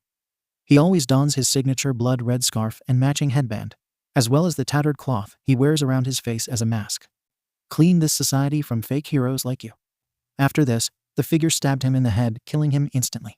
This society is dirty with those who only seek money and fame. Fake heroes. I shall clean this society and make it better. All the fakes has to die. That's what this society needs, and I am the instrument for that. After this speech, some claps can be heard. The man turned only to see Headhunter clapping at him. I see you now like speeches, Stendhal, or should I call you Stain, the hero killer now? You? What are you doing here, kid? Normally, I wouldn't care about what are you doing, but this time I will need your help. I trained you. You don't need me anymore. As I said, in a normal situation, I wouldn't ask for your help. But this isn't a normal situation, so I ask that you please listen to all I have to say. Fine. Speak quick, I have work to do. Thanks. Yamikumo then explained everything about the assault to QHC to Stain. So, what do you say? Look for someone else. I won't help you. I don't care about this. Now if you excuse me, I have some cleaning to do. Come on. You are the only one I can ask for help. If you don't care, at least do it for me, please. For the old times. Stain was silent for a few seconds, but for him were minutes. He remembered that time 3 years ago when he was training Yamikumo. Even if he didn't admit it, he actually enjoyed his time with him. Fine. I will help. But I'll do it for you. And this will be the only time I help you. Understood? Yes, thank you. Here, this is the reunion place and date. I hope you keep your promise and arrive there. Yeah, now leave. After this, Yamikumo just leave him alone. He then decided to do some patrolling that night. Trigger assault team members. Recruited. 1. Koichi Hamawari Aka, the Crawler. Quirk, Slide and Glide. 2. Kazuho Hanyama Ake, Pop Step. Quirk, Leap. 3. Iwao Oguro Ake, Knuckle Duster. Quirk, Quirkless. 4. Yamikumo Adanagi Ake, Headhunter. Quirk, Pyro Telekinesis. 5. Hanzo Hasashi Ake, Scorpion. Quirk, Infernal Pyrokinesis. 6. Qi Lang Ake, Sub-Zero. Quirk, Cryokinesis. 7. Manami Aba Aka, La Brava. Quirk, Love. 8. Denjuro Tobita Ake, Gentle Criminal. Quirk, Elasticity. 9. Maishiro Nui Aka, Kitana. Quirk, Sharpening Tool. 10. Teikyo Ake, Jiras. Quirk, Sand Control. 11. Name, Sayumi Ake, Devora. Quirk, Wasp Hive. 12. Shizum Akaguro Aka, Stain, the Hero Killer. Quirk, Blood Curdle. A week later, Yamikumo was heading at the meeting point. Today was the day. He was prepared and expected the same from the rest. He quickly checked his phone. He saw the message he received from Kanoko. Good luck and please come back alive. You have to be there for me when I become a hero. K3. He only smiled and quickly answered. Don't worry, I will. Why? He then saved his phone and arrived at the meeting point. Everyone was there. He recognized Stain, the Crawler, Pop Step, Knuckleduster, Scorpion, and Sub-Zero. He also recognized Gentle Criminal and his partner La Brava. He arrived and was introduced to the rest of the vigilantes. The first one was a woman that looked in her early 20s. She sports a blue and black suit with dark gloves and boots. Her hair is held up in a high bun by a mini hairpin and a blue ribbon wrapped around her head. She was Katana. The other was a female figure. Her physical appearance draws on several insect motifs. Her skin takes the appearance of a yellow chitinous hide with 4 wing pincers jutting out from her back. The back of her head is adorned with black markings and her lips are naturally black. On the heels of her feet are what looks like high heel wedges. Her eyes are compound, possessing the same fractured appearance as a fly's eyes. All of her teeth are sharp and pointed, exhibiting possible carnivorous eating habits. She also wears a black top and hood, spiked gauntlets on her arms, armored ringlets on her forearms, and armored shin guards. A single scarab-shaped piece of jewelry with a green-centered gem rests around her neck. She was Devora. The last one was a dark-skinned male, glowing blue eyes, no hair on his, and has a toned physique. His whole body seems to be attached by pieces. His outfit consisted in simply dark blue jeans and black boots. 2 fingerless gloves with metal plates in the back of his hands. He was shirtless. He was Jiris. There was also a caravan in the road.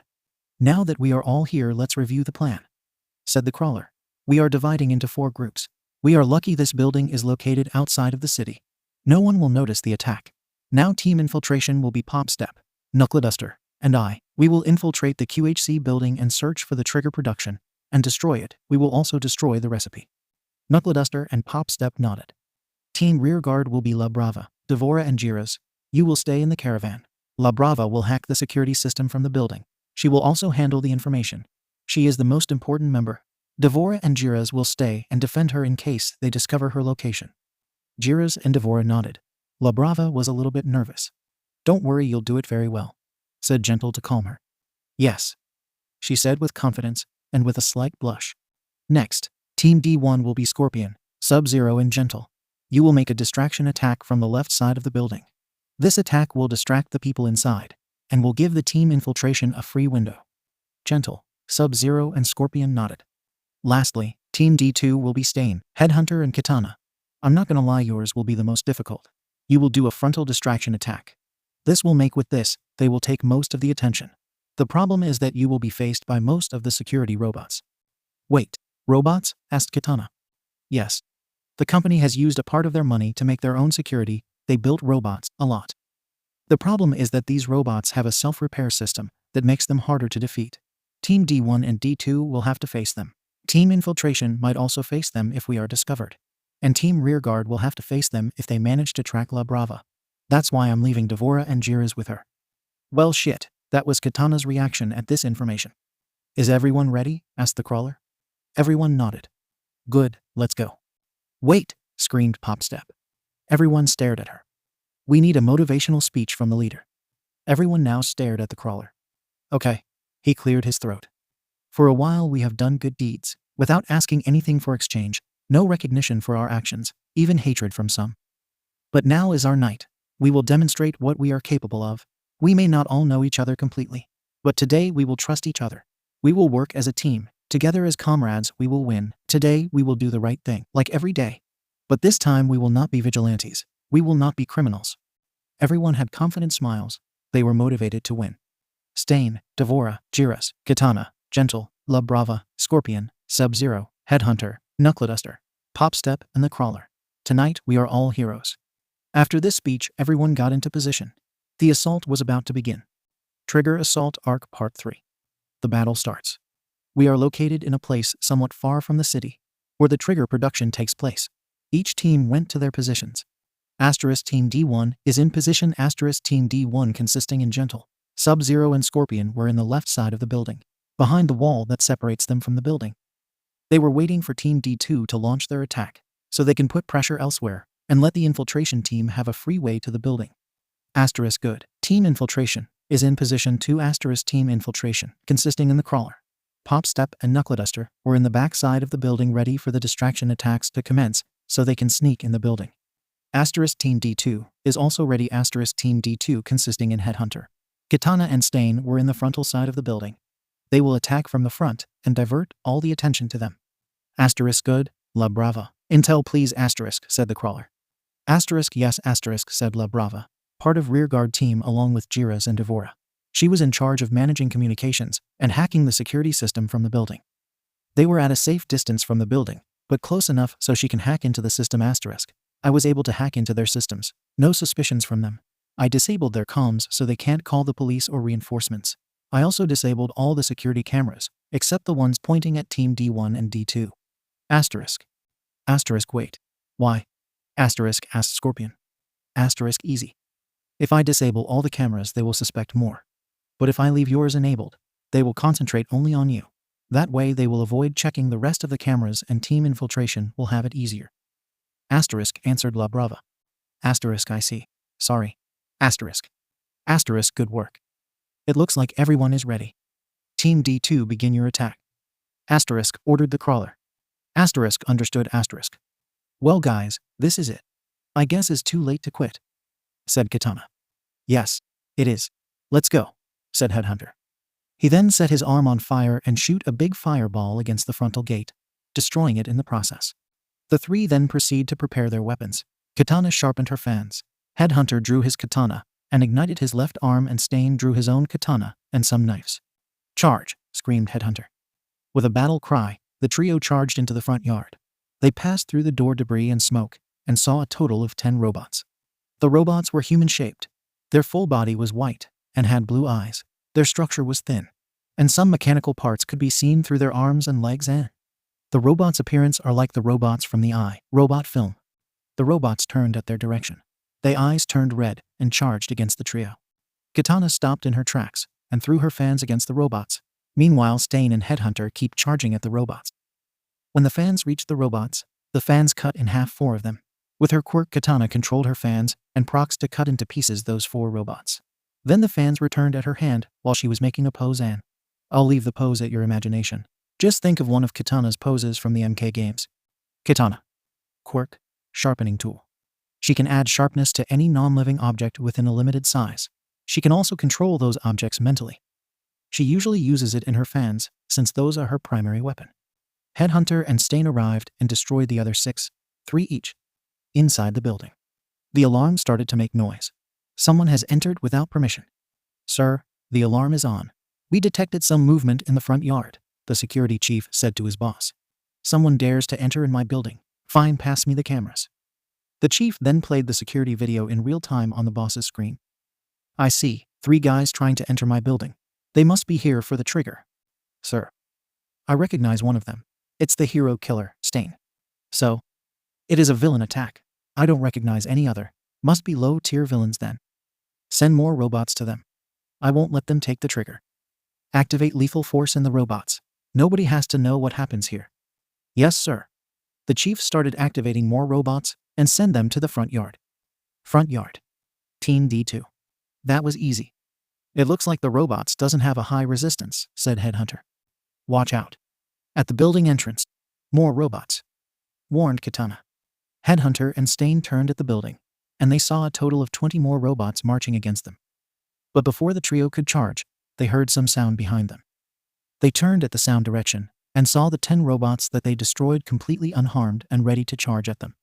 So, that must be the famous self-repair system of the robots that Crawler was talking about, said Headhunter. So, 30 against 3. Let's go.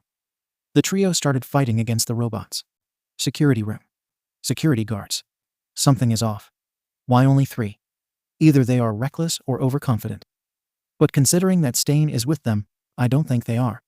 They are planning something. Back part of the building. Team Infiltration. Asterisk Crawler, La Brava here. I managed to hack into the audio system from the security office. They are starting to suspect. They are thinking that 3 persons can't do this all by themselves. I suggest that you send Team D1 to attack now. Asterisk. Roger that. Do you hear it? Team D1 begin your attack. Asterisk understood asterisk answered Scorpion. Left side of the building. Team D1.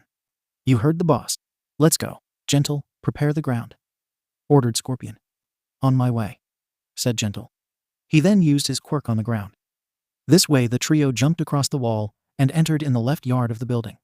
They saw a total of 5 robots. Quickly Sub-Zero launched a blast of ice, while Scorpion shoots some fire at the robots. Sub-Zero. Quirk, cryokinesis. He can create and manipulate ice at his will, except for another quirk-generated ice. He also is immune at the cold and can create an ice armor and weapons with his ice and use them. Scorpion. Quirk, infernal pyrokinesis. He can create and manipulate fire at his will, except for another quirk-generated fire. He is immune to the fire and heat. He can bathe his weapons with his fire without damaging them. Normally he uses it with his chain, which he controls masterfully. Security room. Security guards. Sir. Movement detected at the left side of the building, said the chief. The boss then changes the view at the left building camera and saw Team D1 attacking the robots. I see. The frontal attack is a decoy. They are trying to sneak in with another team. Too bad they didn't consider our movement detection system. Send more robots at them. Same instructions. And send more at the front. Yes, sir. He then activated more robots. Left yard. Team D1. The trio saw how the 5 robots they destroyed repair themselves and stand up again. In addition, they saw a total of 30 robots. Well, this is what we signed for. Let's do this, said Sub-Zero. The trio started attacking the robots. Gentle Criminal used his cane to destroy robots. He also uses his quirk to quickly move around the battlefield. Sub-Zero and Scorpion also used it. Scorpion ignited his chain and started destroying robots. Thanks to his chain being surrounded by fire, he can control it with his quirk. Lastly, Sub-Zero created a pair of ice swords and slashed the robots. Front yard. Team D2. This team was okay. They could handle the 30 robots. The problem was the self-repair system. The robots by themselves were easy, but the self-repair system made them annoying. Shit, this isn't good. Look, more robots, said Kitana, while slicing 3 robots with her fans. I'm starting to hate this, said Stain, while decapitating 1 robot. We destroy 1 robot, but at the same time another finishes its repairs. And now we have 20 more robots coming. I know, but we can't go back now. We need just handle enough time for the rest to complete their tasks. Back part of the building. Team Infiltration. Asterisk Crawler. La Brava here. It worked. They aren't suspecting anything anymore. You are free to enter the building. I also disabled the movement detector, so you can move quietly but free. Asterisk. Thanks. Okay team, let's go, said the crawler. Then the trio entered the building from a section under renovation. They had to avoid some robots, but thanks to the decoy attacks, the robots quickly left to defend the front and left yards. We are in. La Brava instructions please. Asterisk yes. According to the layout of the map, I located the central system, where you can erase the trigger formula. Also you can try and disable the robots. But I don't recommend that, it's encrypted. I'll try to decrypt the data and disable the robots. Asterisk. And the production system. Asterisk, I haven't located it yet. Try to erase the formula while I find where the production system is. I'll send the location to your phone. Asterisk. His phone vibrated. He checked and saw the instructions to reach the central system. I have it. Let's go team. The trio started following the directions. After a few minutes they opened the door for the room prior, the central system, and what they saw it shocked them. The room was gigantic. It had hundreds of thousands of robots in it, all of them hanging out of transporting lines. This must be where they save the inactive robots, or at least one of the places of the building, said Knuckleduster. What are those? Said Pop Step. The other 2 stopped and saw at where she was pointing. There were 3 robots, different from the rest. First, these ones are big, at least 2.5 meters tall.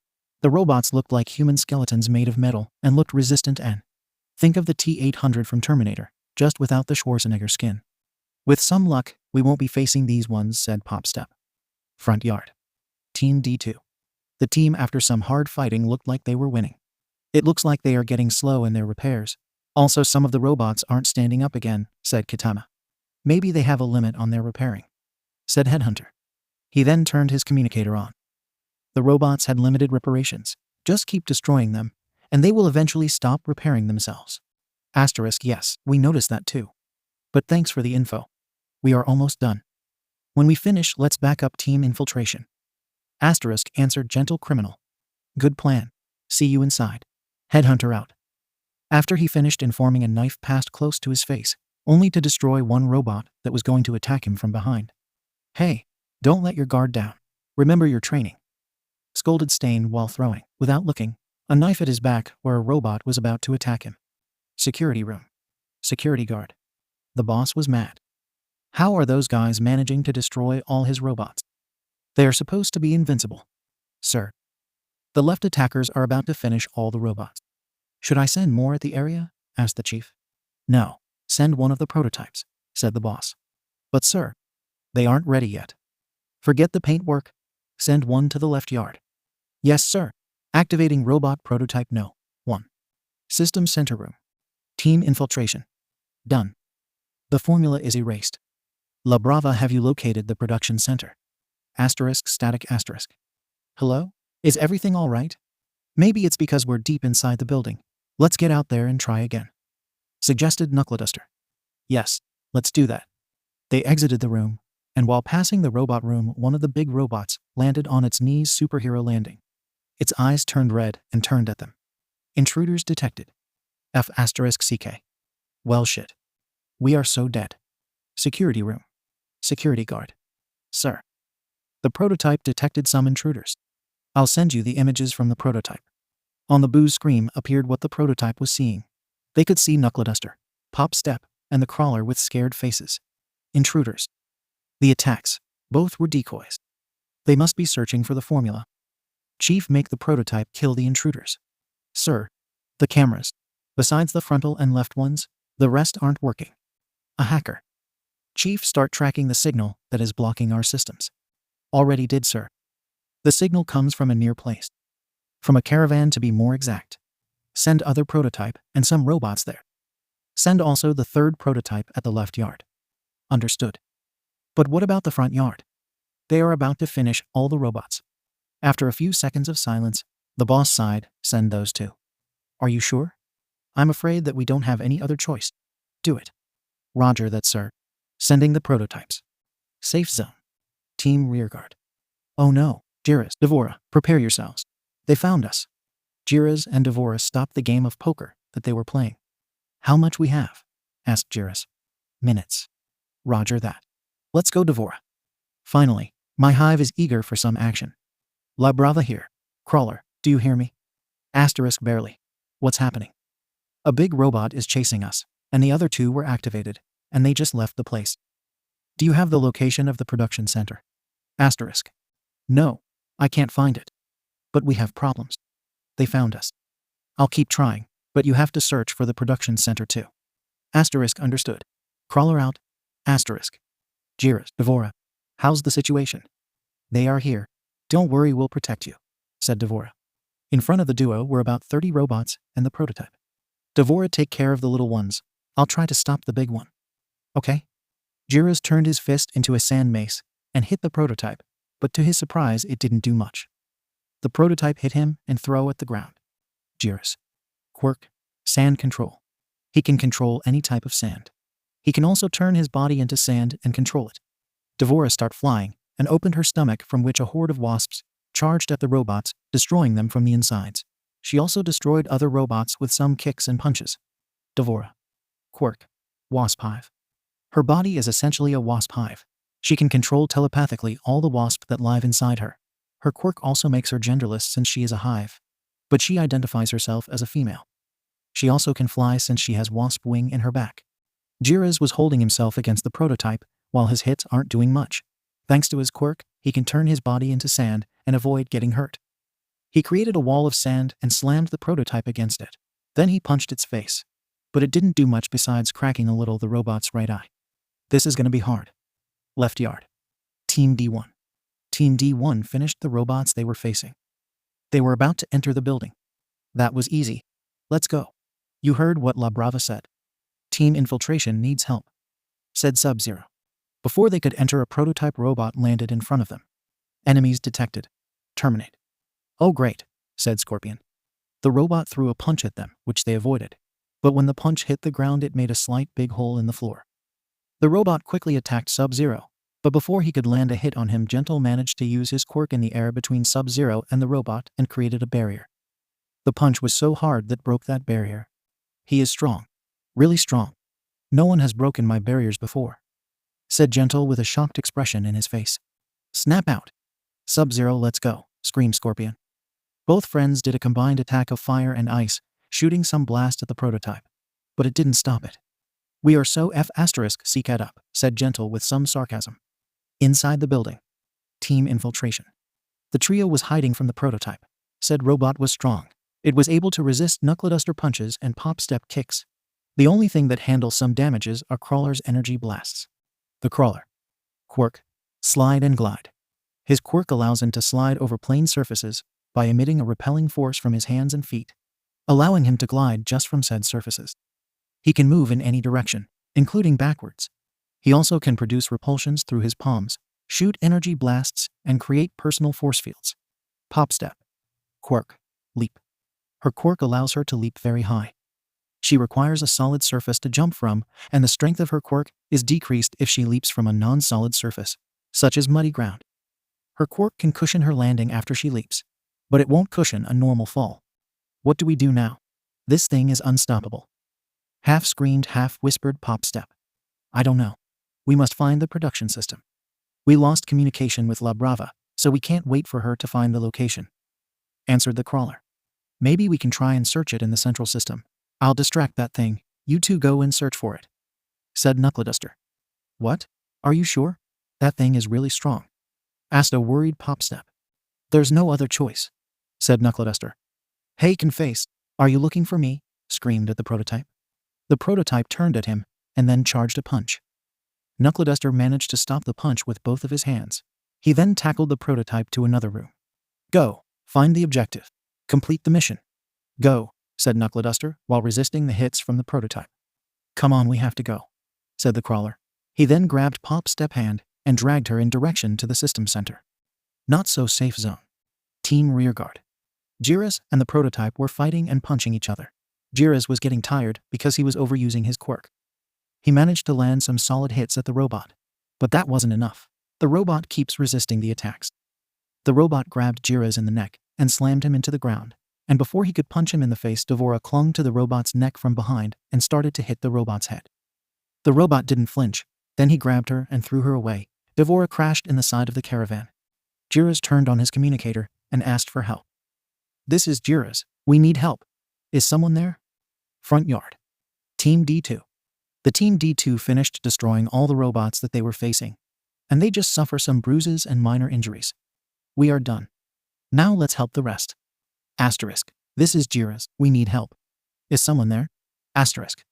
After hearing this, Katana got worried for her friend. This is Headhunter, we hear you. What do you need? Asterisk. Hello? Hello? Asterisk. Shit. Looks like the comms are jammed, said Headhunter. He then saw Katana's expression and asked her, do you want to go? Yeah, but you will need help, said Katana. Headhunter grabbed her by the shoulder. I understand. But they are your friends, and they need help. Like the Crawler said, if we lose that team, we lose all the intel. Go. Thank you. After saying this, she went to help Team Rearguard. It seems like now it's just the two of us, huh? Said Headhunter. Now what? Answered Stain. Come on. Team Infiltration needs help. Both went to the door. Headhunter was about to open the door, but suddenly the door was knocked down. He barely managed to avoid the door. Are you okay? Asked Stain, meanwhile standing beside Headhunter and preparing to fight. From the now destroyed door came out two persons. They were two adults which looked familiar to Headhunter. No, that's impossible. How are you two here? Said Headhunter with a bit of fear in his voice. Do you know them? Asked Stain. Yes, and I wish I would never see them again. Both adults revealed themselves. They had burn marks on their bodies. That was the last thing that Headhunter needed to confirm his suspicions. They are the Riverdale. Victory, no matter what. Flashback 10 years ago. Margaret Riverdale Poff. A few days had passed since the Riverdale incident, and now everything is ruined. All the business was destroyed. All the money is lost thanks to the banks closing all our accounts, and everything is thanks to that little bastard Yamikumo and his stupid brother. We barely managed to escape the fire. We will be in search and capture. We must do something. A few months later. We've been searching for that damn kid. We discovered that he survived, and that he escaped the orphanage. Our search was fruitless. It looks like he just disappeared. I can't believe we aren't able to find him. He's just a 4-year-old bastard, I yelled in anger. He must have found somewhere to hide, replied Joshua. Well, in that case I suggest we do the same. I'm done living in the streets. Before Joshua could answer, a voice could be heard. In that case, let me help you. Joshua, and I turned only to see a suited man looking at us. Who are you? I asked. Who am I is not important, Mrs. Riverdale. The important thing is my proposition for you. Then spit it out, or I'll kill you, I said while activating my quirk.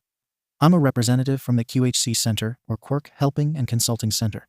You might recognize us from all the help we bring to the people with troubles controlling their quirk. But that's just a cover for our real work. Tell me, have you ever heard about the trigger drug? I've heard something, yes. In that case, you must know that this substance is illegal in Japan. We run in secret the production of this drug, and then we sell it at the best buyer. We have won a lot of money, but we need some security, and you are perfect for that job. Even though we have inverted in some security robots, we could use some real security. So, I'm supposed to believe in you. I understand that you suspect me, but I assure you that this is completely true, and this might be your only opportunity. Margaret, listen to him. He isn't lying, I can tell. This is our only chance to exit the streets and be safe from the police and heroes. Joshua commented. I hate when you are right. Fine. We'll work for you. But I must warn you, if you try something funny, I won't hesitate on killing you and everyone that is there. I said threateningly. Good. I assure you that you won't regret your choice. Now please come with me. After this chat, we both followed this man. Flashback end. Front yard. Margaret Riverdale Puff. The boss just called us. We were having a nice sleep, but someone was stupid enough to try and attack this building. We went at the place that was told, the front yard, and for our surprise, there were only two persons in there. One was the hero killer, and the other one, even though he hid his face with a face mask, there was something familiar about him. Neutral Puff. Yamikumo was in shock. He couldn't believe his eyes. Somehow the Riverdale managed to survive the mansion fire. But they were here. The Riverdale? Like the ones from the Riverdale incident, asked Stain, taking him out of his thoughts. Exactly those Riverdale, replied Headhunter. I see.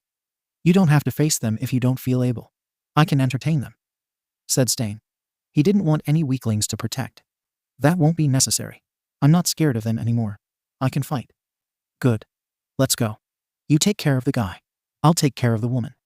Yes. Both, Yamikumo and Stain, drew their own weapons and charged at their own target. Are you ready, Joshua? Asked Margaret. Let's go. Both activated their quirks and charged at their own targets. Joshua versus Headhunter. Joshua charged at Headhunter and prepared a headbutt. Headhunter saw that coming and shot some fire with his hands below him. With this, he propelled himself above Joshua, avoiding the headbutt, which cracked the floor. Headhunter blasted some fire at Joshua's back. Joshua didn't flinch. He turned at Headhunter and charged again. This time he was faster and tried to hit Headhunter with multiple punches. Headhunter started dodging the punches. After dodging some punches, the last one managed to hit him.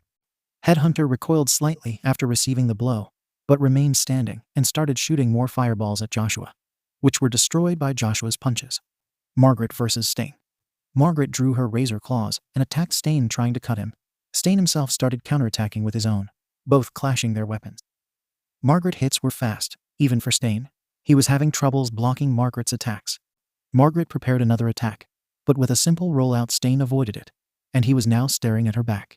Seizing the opportunity, Stain tried to attack Margaret's back only to meet her claws clashing his katana. We are not the same old geezers we were once. We have been training, said Margaret with a grin in her face. Margaret swinged her claws, which made Stain back down. Stain and Headhunter were back to back, prepared for another attack from their targets. Joshua, change, screamed Margaret while charging. In an unexpected move, both enemies changed targets. Stain was catched by surprise and Joshua managed to land a headbutt right in Stain's stomach, throwing him into the air, and with another headbutt launching him into a wall. For his part, Headhunter managed to barely dodge Margaret's slash, but his face mask was ripped from him, exposing his identity to his aggressors. Margaret was staring at the face mask. Then she turned at Headhunter only for sadistically smile. Not so safe zone. Jiras and Devora versus Prototype. No. Fist collide. More specifically, Jiras and the Prototype were colliding fists. The Prototype had the advantage. It grabbed both of Jiras' fists and was making him back down. Before it could do more, the Prototype was hit by Devora multiple times while Devora was flying. Jiras took advantage from that and started punching the Prototype, with his hands turned in maces, in the face. After the third punch, the robot backed down with his right eye completely smashed. Jiras was about to hit again, but the Prototype grabbed him and smashed him into the ground. After this, it pointed with his fist at Devora. Then its hand turned into a weapon and started shooting at Devora. Thanks to her being in the air, she managed to dodge all the blasts until one of them exploded close to her back, burning her wings and making her fall to the floor. The prototype got close to Devora and turned its other hand into a blade. But before he could kill her, something hit the robot. It was a fan. The object quickly went back to its owner. Kitana was there. She arrived just in time. She throws her 2 fans again at the robot and started controlling them to hit it multiple times. At the same time, Jiras and Devora regrouped at her side. The fans returned at Kitana. The prototype was staring at them, but in a second, it turned at the caravan where La Brava was and quickly blasted at it, destroying the caravan completely. Nuo. The first to act was Jiras. He started punching multiple times the prototype's arm, the one with the gun, followed by a lot of wasps attacking the robot's left eye. Then Kitana slashed the robot's arm, the same that Jiras punched, and managed to cut it out, and finally Jiras punched it again, making the robot fall into the floor. La Brava, screamed Jiras. I'm okay, said La Brava. She was close to the destroyed caravan with some scratches, and her clothes were slightly burned. I jumped through the window before the caravan destruction. I managed to save my laptop. Keep that thing off me while I try to restore the communications. Okay, glad that you are okay. Kitana, you managed to cut its arm off. How did you do it? Asked Devora. I don't know. Maybe Jiras' punches weakened its arm enough to cut it. I have a plan. The robot is blind. Jiras punch it in the stomach. Devora, it's time for you fatality. Finally. Now. Jiras started attacking the prototype in the stomach. When the robot was weakened enough, Kitana proceeded to cut open the stomach. Devora now. Finish him. Devora sent her wasps into the robot's insides. The robot started to convulse. A few seconds later, the wasps spurted out from the robot's eyes and mouth, and the robot finally fell to the ground completely defeated. We did it, cheered Devora. Jiras fell to the ground tired. What now? Let me examine the robot, La Brava said. Good job, by the way. La Brava started examining the robot and pulled out a thing. What is that? Asked Kitana. It's an energy cell. If you calibrate it specifically, you can turn it into a very powerful explosive. Are you? La Brava smiled. Yes. Left yard. Scorpion, Sub-Zero and Gentle Criminal versus Prototype No. 3. The trio was attacking the robot with multiple attacks. Sub-Zero was slashing the robot with his ice blades, until one of them nailed in the robot's right arm, which started freezing. Using this, Scorpion rolled up his chain in the arm and managed to rip it from the robot. Then Gentle tackled the robot into the ground. The trio quickly regrouped and started planning. The first to speak was Gentle. I have a plan. The robot seems to be vulnerable from the inside. Scorpion, I want you to start producing fire. Don't stop until I say. I will compress it with my quirk. This way, when I deactivate my quirk, it will explode in a giant burst of fire. But I will need you to stop him while I put this in the mouth, and the rest you can guess. Sound like a plan, said Scorpion. Then he proceeded to create fire, and Gentle started compressing it. By the time the robot stands up, they were ready. Sub-Zero started to freeze the robot's lower body. Then Scorpion grabbed its left arm with his chain and pulled. The robot was separated from his lower part. Then Gentle landed on top of it and inserted the ball of fire in the robot's mouth, then jumped away from it and deactivated his quirk. Then the robot exploded in fire. Sub-Zero created an ice wall to protect the trio from the explosion. That wasn't so hard as I expected, said Scorpion. What now? Asked Gentle. Let's regroup with the Team G2. Let's go to the front yard, suggested Sub-Zero. Okay, let's go, said Scorpion. The trio headed to the front yard to regroup with the Team D2. System Center. Knuckleduster, Popstep, and the Crawler versus Prototype No. 1. Knuckleduster was getting beaten up by the Prototype, but he was giving time to Crawler and Popstop so they can find the production center. Did you find it? Asked Popstep. No, but I managed to do something else. I can get control of some of the other robots. This way we can distract the Prototype and save Knuckleduster, answered the Crawler while watching at the main generator. Nice. Come on, do it already. Not yet. I have a plan to defeat that thing. Let me explain. Knuckleduster was in the ground. He couldn't continue fighting. He had a broken arm and was bleeding from the mouth and nose. The Prototype was about to kill him, but some robots started falling above him. Hey, ugly, over here, screamed the Crawler from the system center. The Prototype destroyed all the robots and followed the Crawler. It entered in the room and saw the Crawler smirking at him. Popstep now. After screaming that, Popstep kicked the Prototype to the generator. When the Prototype hit the generator, it started to electrocute.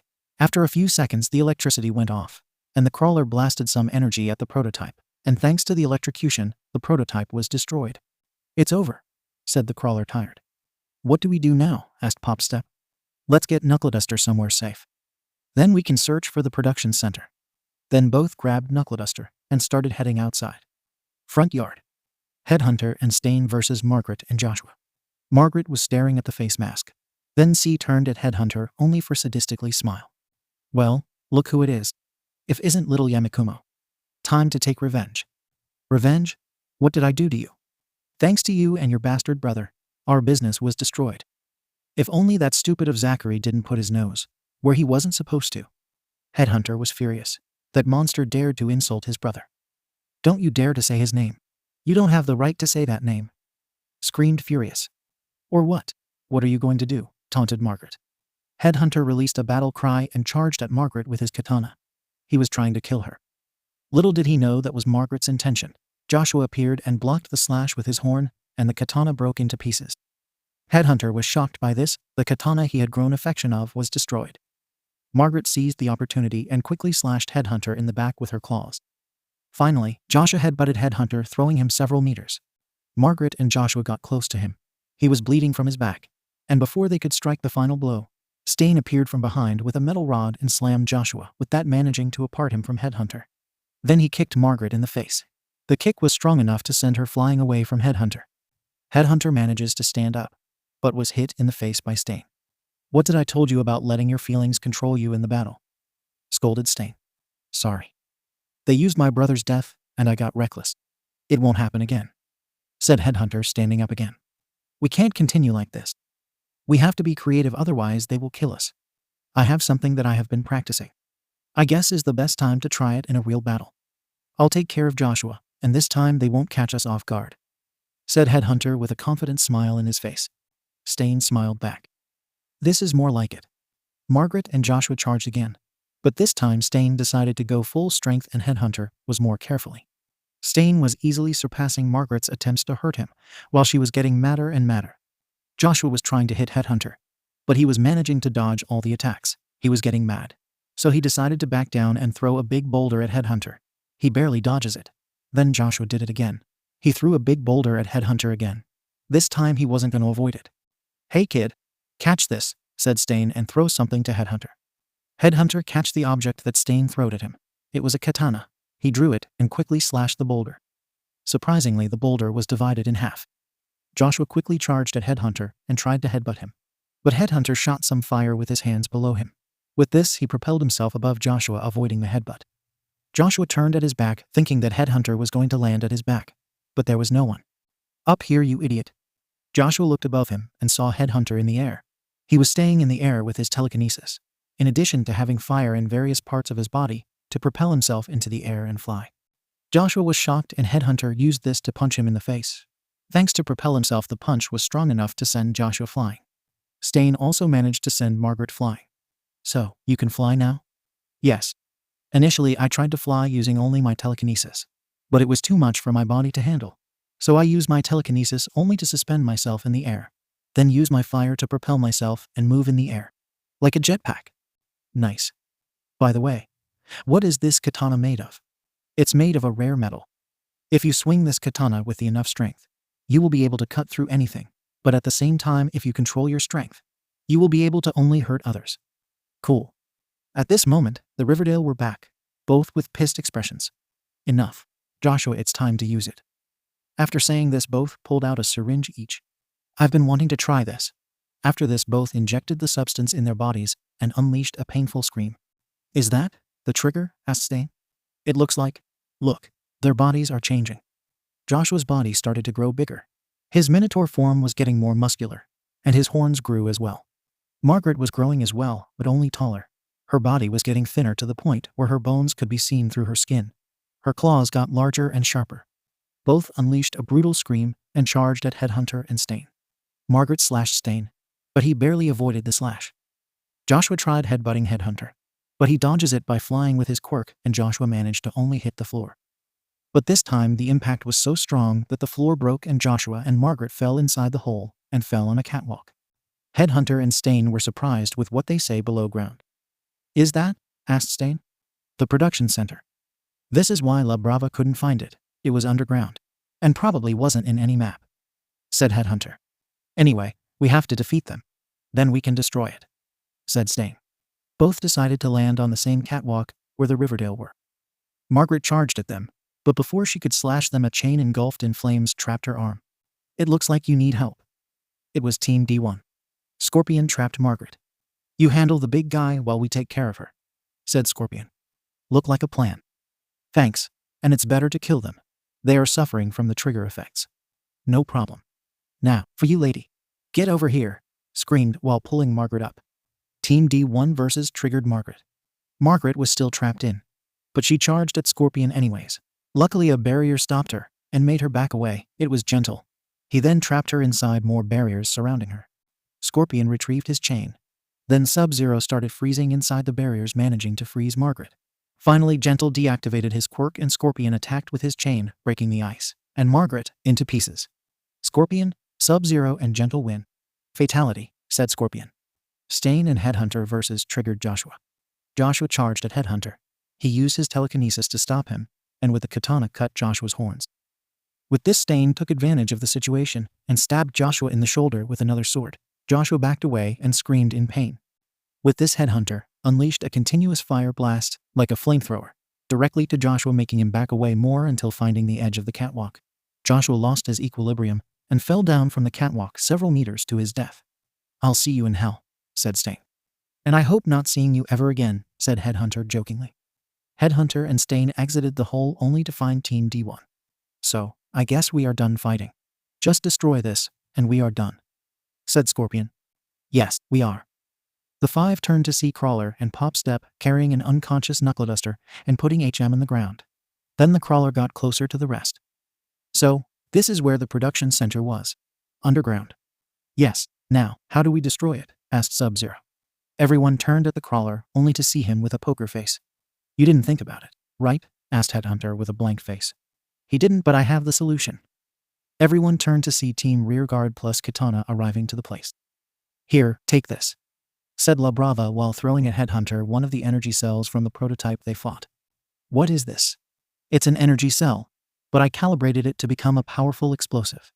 How much power are we talking? Asked Gentle. Enough to blow everything in there, and maybe tear down the building. I see, so, how do we light it? Asked Scorpion. Just blast it with some fire, and it will explode. But I recommend staying away from here. So, Scorpion, are you up for some target shooting? Asked Headhunter. Let's do it. After everyone got far enough, the building, Headhunter threw the energy cell at the production center. Then he and Scorpion blasted some fire at it. With this, a giant explosion occurred, and the building started to fall, and after a few minutes everything was destroyed. A few hours later, the police and paramedics arrived. They stared to take care of the wounds of the team. After a few more minutes, the team was cured and Knuckleduster was awake. Then a police officer with a dog head approached them. Hello. My name is Kenji Tsurugame. I'm the police chief, and I'm here not to only congratulate, but also thank you for the service you lend us. Woof. Woof, everyone thought. And we will respect our deal. All of you been granted with a temporal license to operate as heroes, but only for tonight. Also, Gentle and La Brava, your criminal record is clean.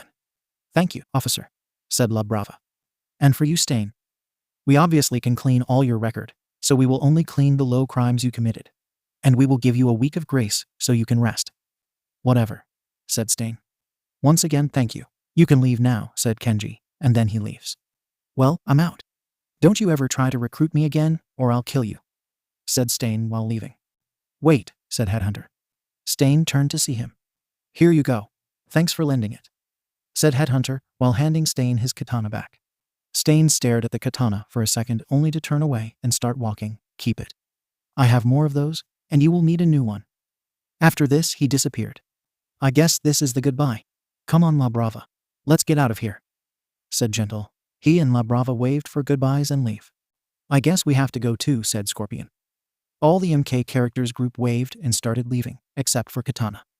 She approached Headhunter and kissed him in the cheek. It was fun to fight at your side. See you. After this, she left, leaving a blushing Headhunter. Yeah, he got himself together and waved at them. What can I say, said the Crawler. He then grabbed some dirt that was on his clothes and then said, what a night. After this, the rest of the team headed their own way. Trigger Assault Arc Part 5. Fateful Meeting. Before we start with the story, I know that you don't read the author notes. It's okay, I understand. You want to read a story, not to talk with a random guy who writes fanfics. But this time, I'm begging you to read the author notes, since I have an important question to ask you. The answers will have an important impact in this story, so once again, I'm begging you to read the author notes and answer the question. Nothing more to say, let's begin with the story. A few weeks had passed since the QHC was discovered selling the illegal substance called Trigger. A week since the heroes put an end to that. The heroes involved in this assault are still unknown, but we are at the wait, so we can congratulate them. Now into other things, anew. Yamikumo stopped paying attention to the TV. The government did what they told. Everyone involved in the assault to QHC was hidden, and no one was mentioned. They also let them go without any warning. He then turned his attention at the person beside him. Kinoko was watching the TV. Yes, Kinoko. Yamikumo was right now at Kinoko's house. Her parents invited him to have a dinner with them. Right now they were watching the TV. But Kinoko's mother started talking. I'm so glad the heroes put a stop to their actions. To think I almost sent my daughter there. At least the heroes saved the day. Yes. The heroes did good, Kinoko said, while glancing at Yamikumo. Gesture that was unnoticed by her parents. Yes, they did. Well, if you excuse me, I have to go. Thanks for the dinner, said Yamikumo. He then prepared to leave but cringed a little bit, thanks to his scars in his back. Are you all right, Yamikumo? Asked Kinoko's father. Just a little accident when helping my parents, but don't worry, it's healed now. Well, I'll be leaving. Yamikumo then proceeds to leave at the nearby alley and change into his vigilante outfit already patched up and started patrolling. It was a calm and quiet night, no crimes nearby. Now Yamikumo was standing at the top of a building staring at the city. But a voice interrupted him. I see. You are this famous headhunter vigilante that I've been hearing about lately. Yamikumo quickly turned around and saw a very large man with an equally muscular and well-defined physique, his design resembling a typical Western comic book superhero. He has chiseled features on his face with a strong jawline and pronounced cheekbones and bushy eyebrows. He has short blonde hair, swept backwards, with two distinct tufts that stick up above his head, leaning slightly to each side. The most notorious feature was his big smile in his face. Yamikumo recognized him at the instant. All Might? He was shocked. What is All Might doing here? But most importantly, All Might knows him. What are you doing in here? Didn't you have your agency in the United States? Yes, I do, and the answer for your other question is the same reason that I wanted to talk with you.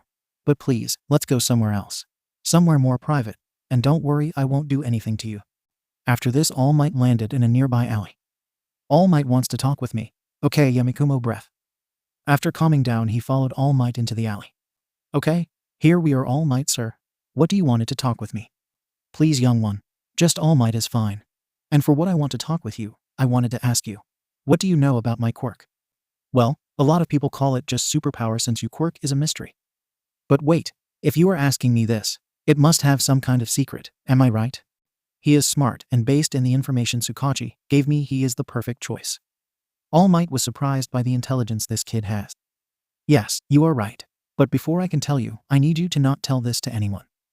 This also includes what are you going to witness. After this, All Might started to smoke, and then he deflated, shocking Yamikumo with his new appearance. What the F***CK? What happened to you?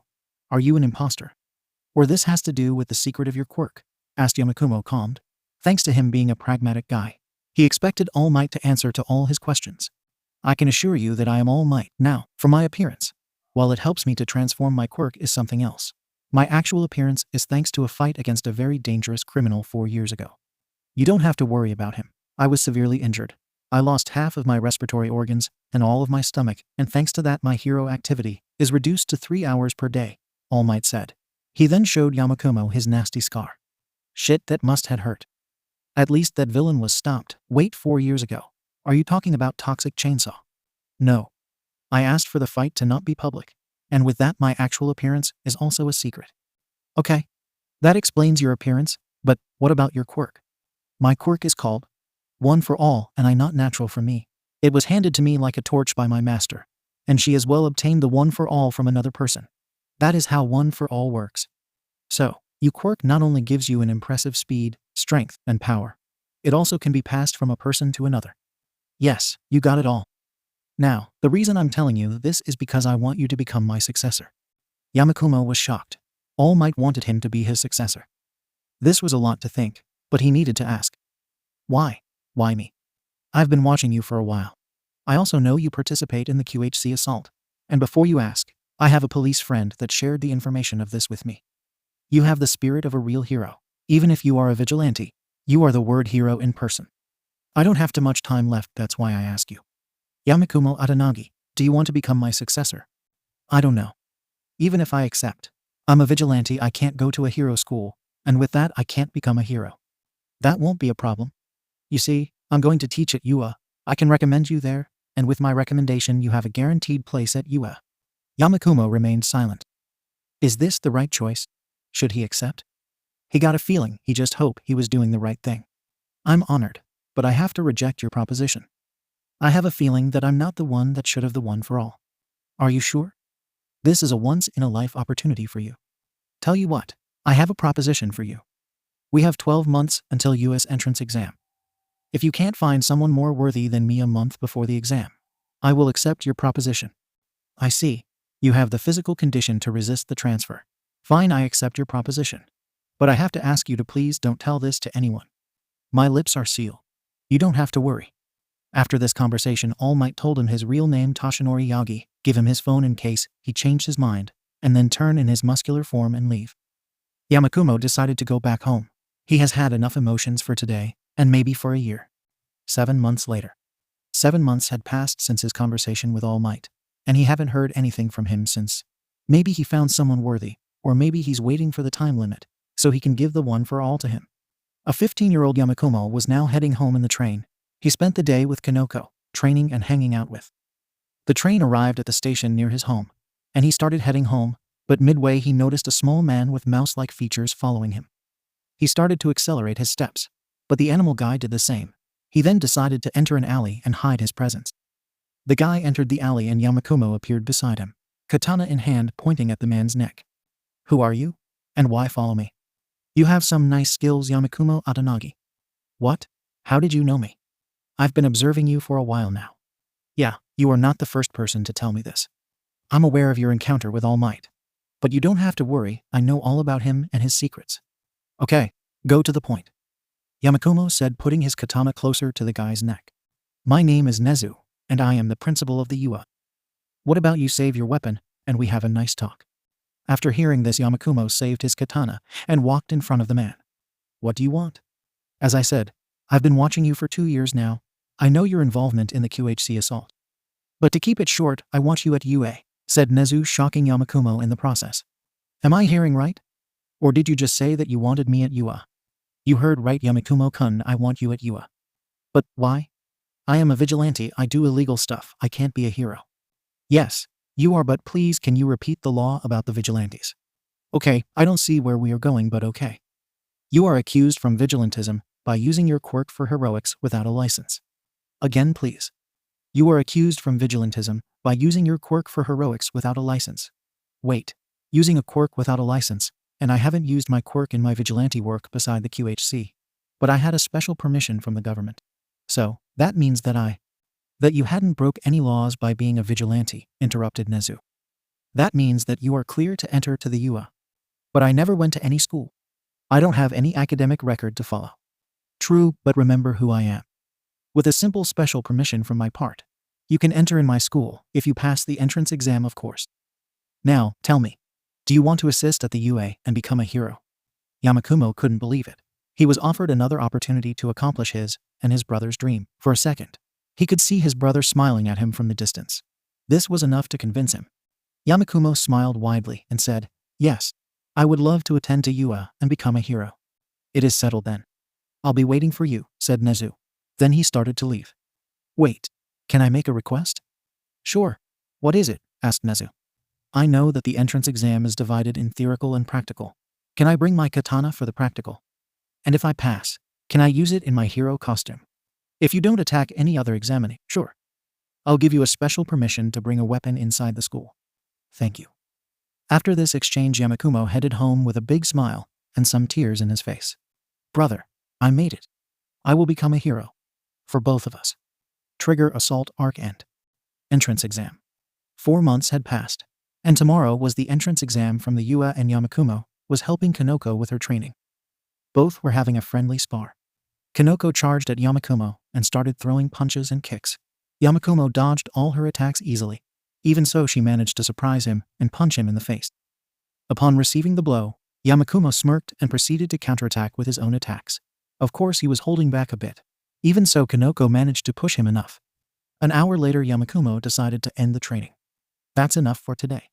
It was sooner than other days. Yes. But remember that tomorrow is the US entrance exam. You have to be well rested and prepared. True. Well, if that was all for today, I better get ready for tomorrow. I'm so excited. I'm sure you are. Aren't you gonna wish me luck? Why? You don't need it. With you level, I'm sure you will easily pass. But if you want, then good luck. Thank you. Now I'll be going.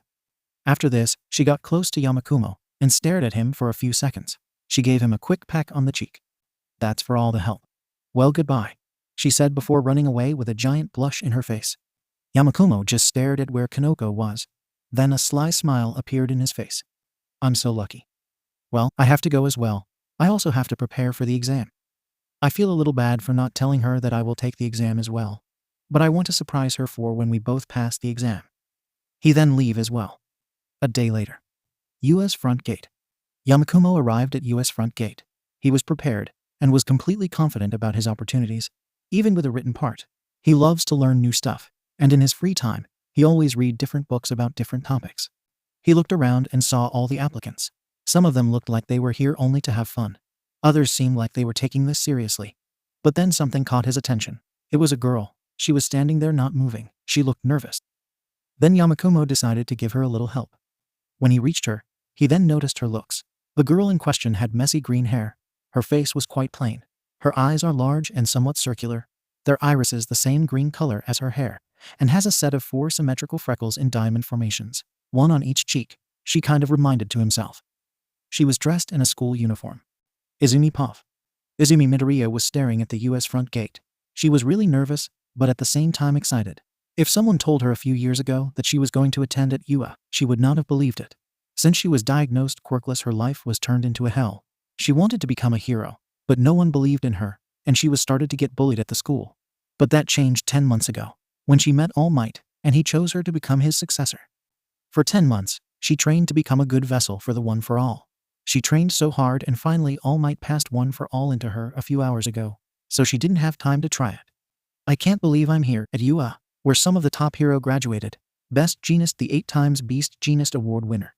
Endeavor, the hero with the record of most solved cases, and, of course, All Might, the #1 hero of Japan. For great heroes, graduation from UA High School is certainly a requirement. At this moment she was daydreaming. But then she was taken out of her thoughts by some sound of fingers snapping.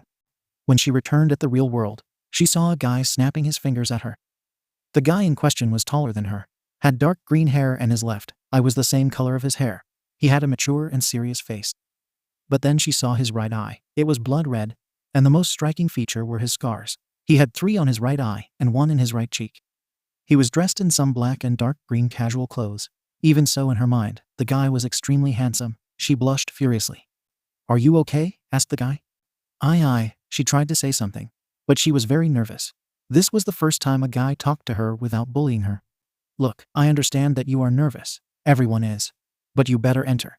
The exam will start with or without you." "Why, yes, thank you." The guy turned around and started entering the building, but not without waving at her and speak. "Don't thank me yet. Thank me when we both pass the exam." Then he disappeared after entering the building. A guy spoke to me, and he didn't bully me. But he is right, I better go inside. This is my first step to become a hero, she said with confidence, only to trip with herself. But before hitting the floor she stopped. "Are you okay?" a voice said. She turned at the voice to see a brown-haired girl. She is fair-skinned with a perpetual blush on her cheeks. Her eyes are large and round, their irises a warm auburn brown, with rather thick upper eyelashes, 2 longer and more prominent ones protruding outwards on either side, and fewer, but more individually pronounced lower eyelashes. She was the same height as her. Her hair is bobbed and curved inwards at the ends, 2 longer clumps taking the same shape on either side of her face, and short bangs that reached roughly a quarter of the way down her forehead. "Sorry for using my quirk without your permission. But it would have been bad luck if you fell, right?" the girl said with a smile in her face. "You are also nervous, right?" "Huh? Let's do our best," the nice girl said. then entered the building. I talked with a girl, she blushed again. After this, Izumi also entered the building. Yamikumo puff. Yamikumo entered the building where the exam would take place. But before he could enter the room, he was stopped by a person. Wait. You can't bring any weapons in here unless you have a permission, he said, pointing at Yamikumo's katana, which was strapped in his back. Right, I forgot. Here, Yamikumo said, handing him the permission that the principal gave him. I see, looks legit. You can enter. Sorry for the problems caused. Thank you. After entering the room, Yamikumo looked at everyone.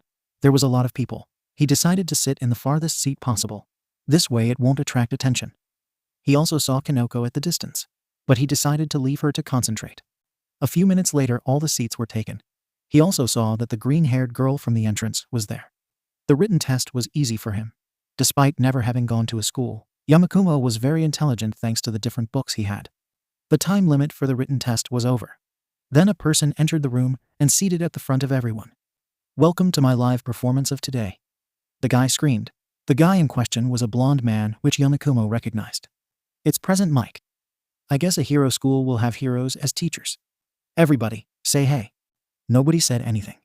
Looks like we have a tough crowd this year. Now I will briefly explain what the practical test consists of. Are you ready? More silence. Izumi Pov. Incredible, it's the voice hero, Present Mike. I hear him every week on the radio. This is incredible. All the teachers at UA are pro heroes. She was muttering again. Shut up, right? Kachin was right beside her. These are the important points of the entrance exam. For 10 minutes, we will carry out an exercise in a simulated urban area. You can bring whatever you want with you. After this presentation, each of you will go to the area for the exercise that has been assigned to you. After this explanation, the different areas were showed in the screen. Will they let classmates from the same school collaborate with each other? Asked Bakugo to himself. Although the registration numbers are consecutive, sure the assigned area will be different, right? Izumi replied. Then I won't be able to crush you, said Bakugo. 3 types of potential enemies will be in large numbers in the exercise area. Each one has a set score depending on the degree of difficulty.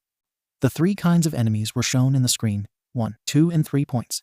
Each one of you must immobilize potential enemies using your quirks. Your goal will be to earn the most points. Of course, anti-heroic behaviors, such as attacking other people, are prohibited. Present Mike finished. Excuse me, I have a question, said a tall guy with short dark blue hair. On the sheet, he mentions 4 types of villains. If it is a mistake, it would be a shame for the UA. We applicants want teaching to be heroes who will become role models, and that is why we are sitting in this place, he said in a high tone. Also, you, the girl with the curly hair, he said, pointing at Izumi. And me. You've been muttering for a long time. That is very distracting. If you only plan to come to play, I ask you to get out of here immediately. Sorry. Yamikumo Pov. That guy needs to chill out. Can't he see that she is nervous? I would answer him, but I don't want to call any attention. Sorry, girl. You are at your own in this one. Okay, Present Mike said, breaking the tension. Applicant number 17111. Thank you for your good observation. The 4th type of villain scores 0 points. Try to avoid it at all costs. I see, thank you very much, said the guy with a bow. That's all for me. What the hero Napoleon Bonaparte ever said. A true hero is one who overcomes all the misfortunes of life. Go beyond. Plus ultra. After this, everyone went to their respective assigned areas. Battle Center B. Izumi Pov. It's so big, said Izumi in awe. It's like a city. In an area A, how many villains can there be? Said another applicant. Why does everyone seem so confident? Aren't they nervous?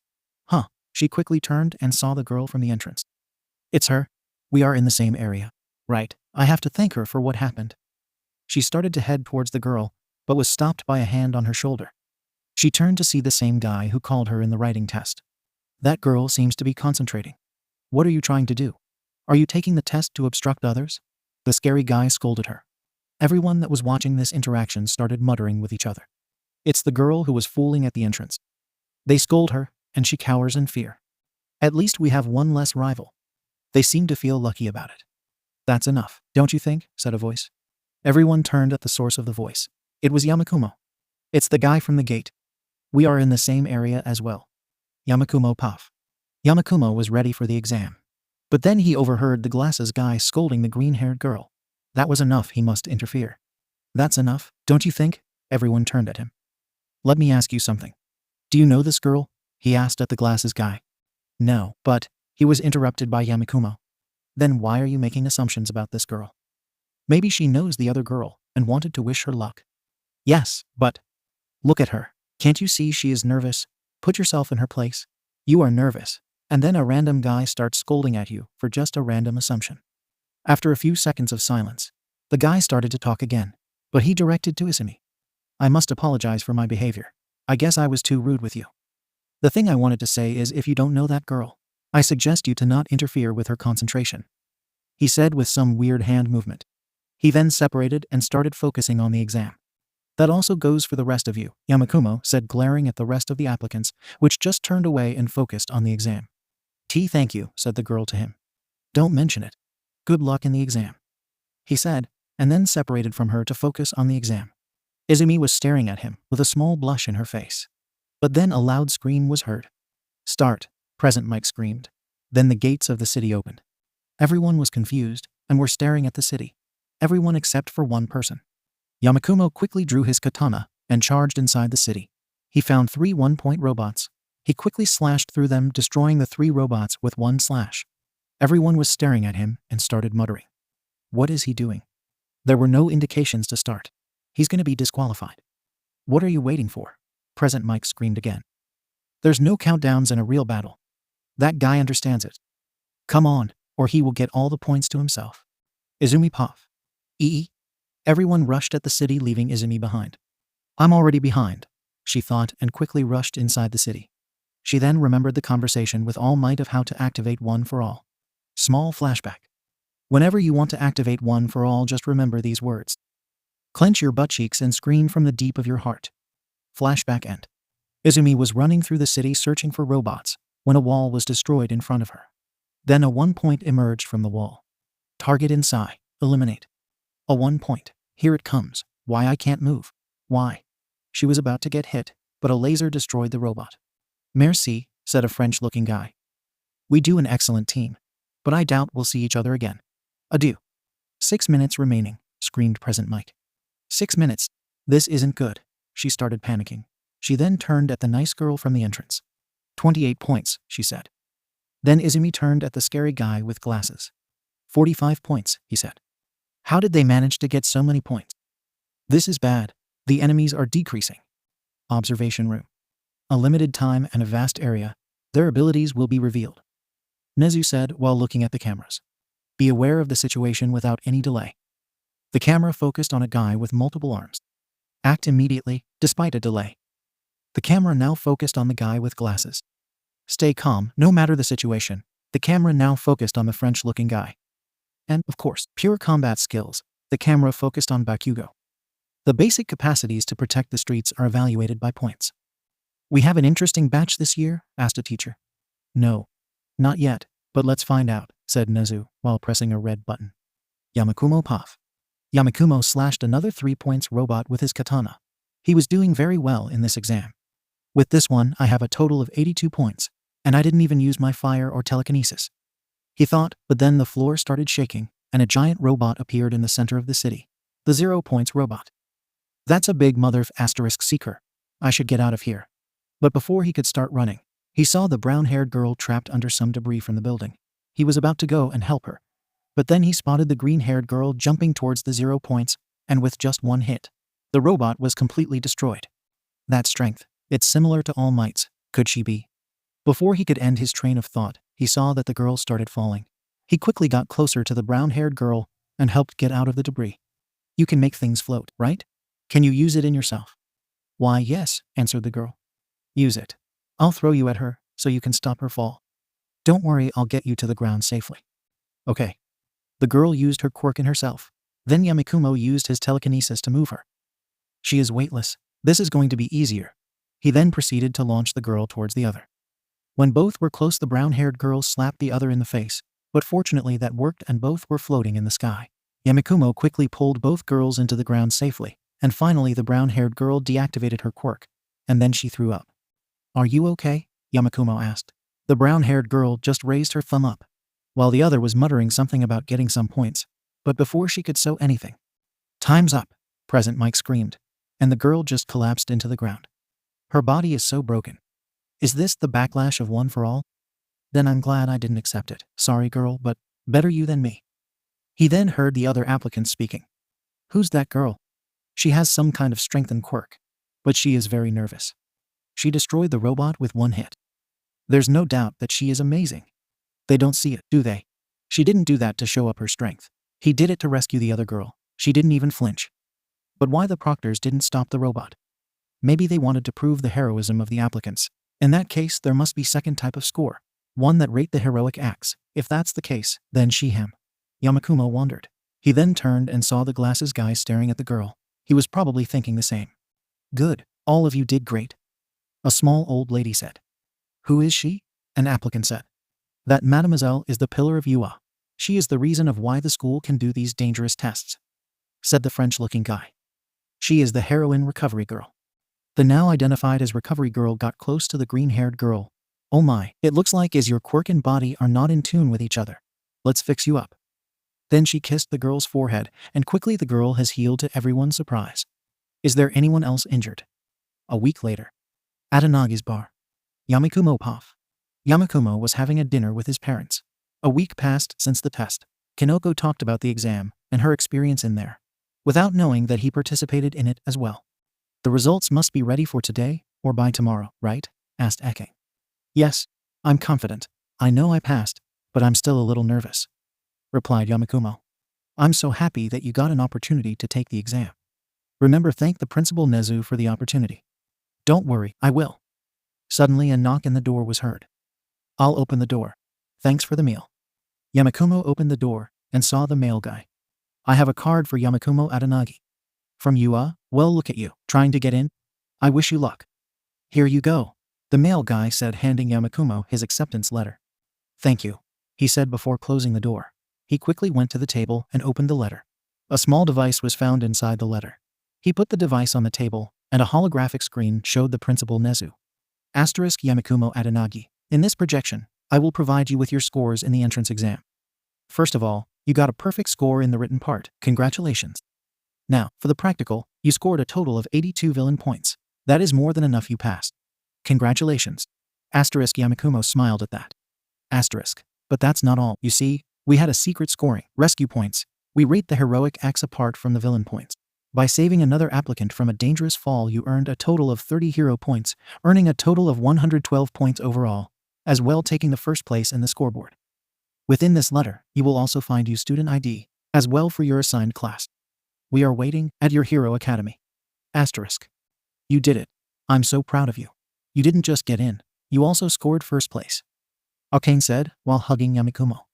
Yamikumo returned the hug, but didn't say anything. Brother, I did it. He broke the hug and felt his phone vibrate. He pulled it from his pants and saw a message from Konoko. I did it. I got in. K. He smiled and replied. See? I told you'll get in. Congrats. Why? He saved his phone and took a last glance at the screen where the scoreboard was projected. U.S. Entrance Exam Scoreboard. 1. Yamikumo Atanagi. Villain points. 82. Rikyū points. 30. Total. 112. 2. Katsuki Bakugo. Villain points. 77. Rikyū points. 0. Total. 77. 3. Ijiro Kirishima. Villain points. 39. Rescue points. 35. Total. 74. 4. Ochako Uraraka. Villain points. 28. Hero points. 45. Total. 73. 5. Konoko Komori. Villain points. 40. Hero points. 30. Total. 70. 6. Ibara Shiozaki. Villain points. 36. Hero points. 32. Total. 68. 7. Tenya Ida. Villain points. 52. Hero points. 9. Total. 61. 8. Izumi Midoriya. Villain points. 0. Hero points. 60. Total. 60. 9. Tetsu. Villain points. 49. Hero points. 10. Total. 59. 10. Fumikage Takoyami. Villain points. 47. Hero points. 10. Total. 57. Izumi Midoriya, huh? Interesting. Classmates and teacher. The practical test scores just came out. The teachers were reviewing all the scores from the practical exam. U.S. Entrance Exam Scoreboard. 1. Yamikumo Atanagi. Villain points, 82. Rikyu points, 30. Total, 112. 2. Katsuki Bakugo. Villain points, 77. Rikyu points, 0. Total, 77. 3. Ajiro Kirishima. Villain points, 39. Rescue points, 35. Total, 74. 4. Ochako Uraraka. Villain points, 28. Hero points, 45. Total, 73. 5. Kanoko Komori. Villain points, 40. Hero points, 30. Total, 70. 6. Ibara Shiozaki. Villain points, 36. Hero points, 32. Total, 68. 7. Tenya Ida. Villain points, 52. Hero points, 9.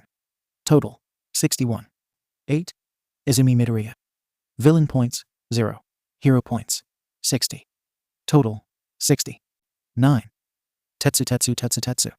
Villain points, 49. Hero points, 10. Total, 59. 10. Fumikage Takoyami. Villain points, 47. Hero points, 10. Total, 57. Look at the first place. Not only did he have quite a few villain points, but he also managed to get a good amount of rescue points. And he didn't even use his quirk until the end, said a female voice while watching at Yamikumo's performance. He got a total of 112 points. It's been a while since an applicant surpassed the 100 points. The last ones were All Might and Endeavor. He even surpassed Endeavor's 107 score, and was so close to All Might's 119 score, said Nezu, while passing to the next participant. Let's not underestimate the second place either. A total of 77 only in villain points.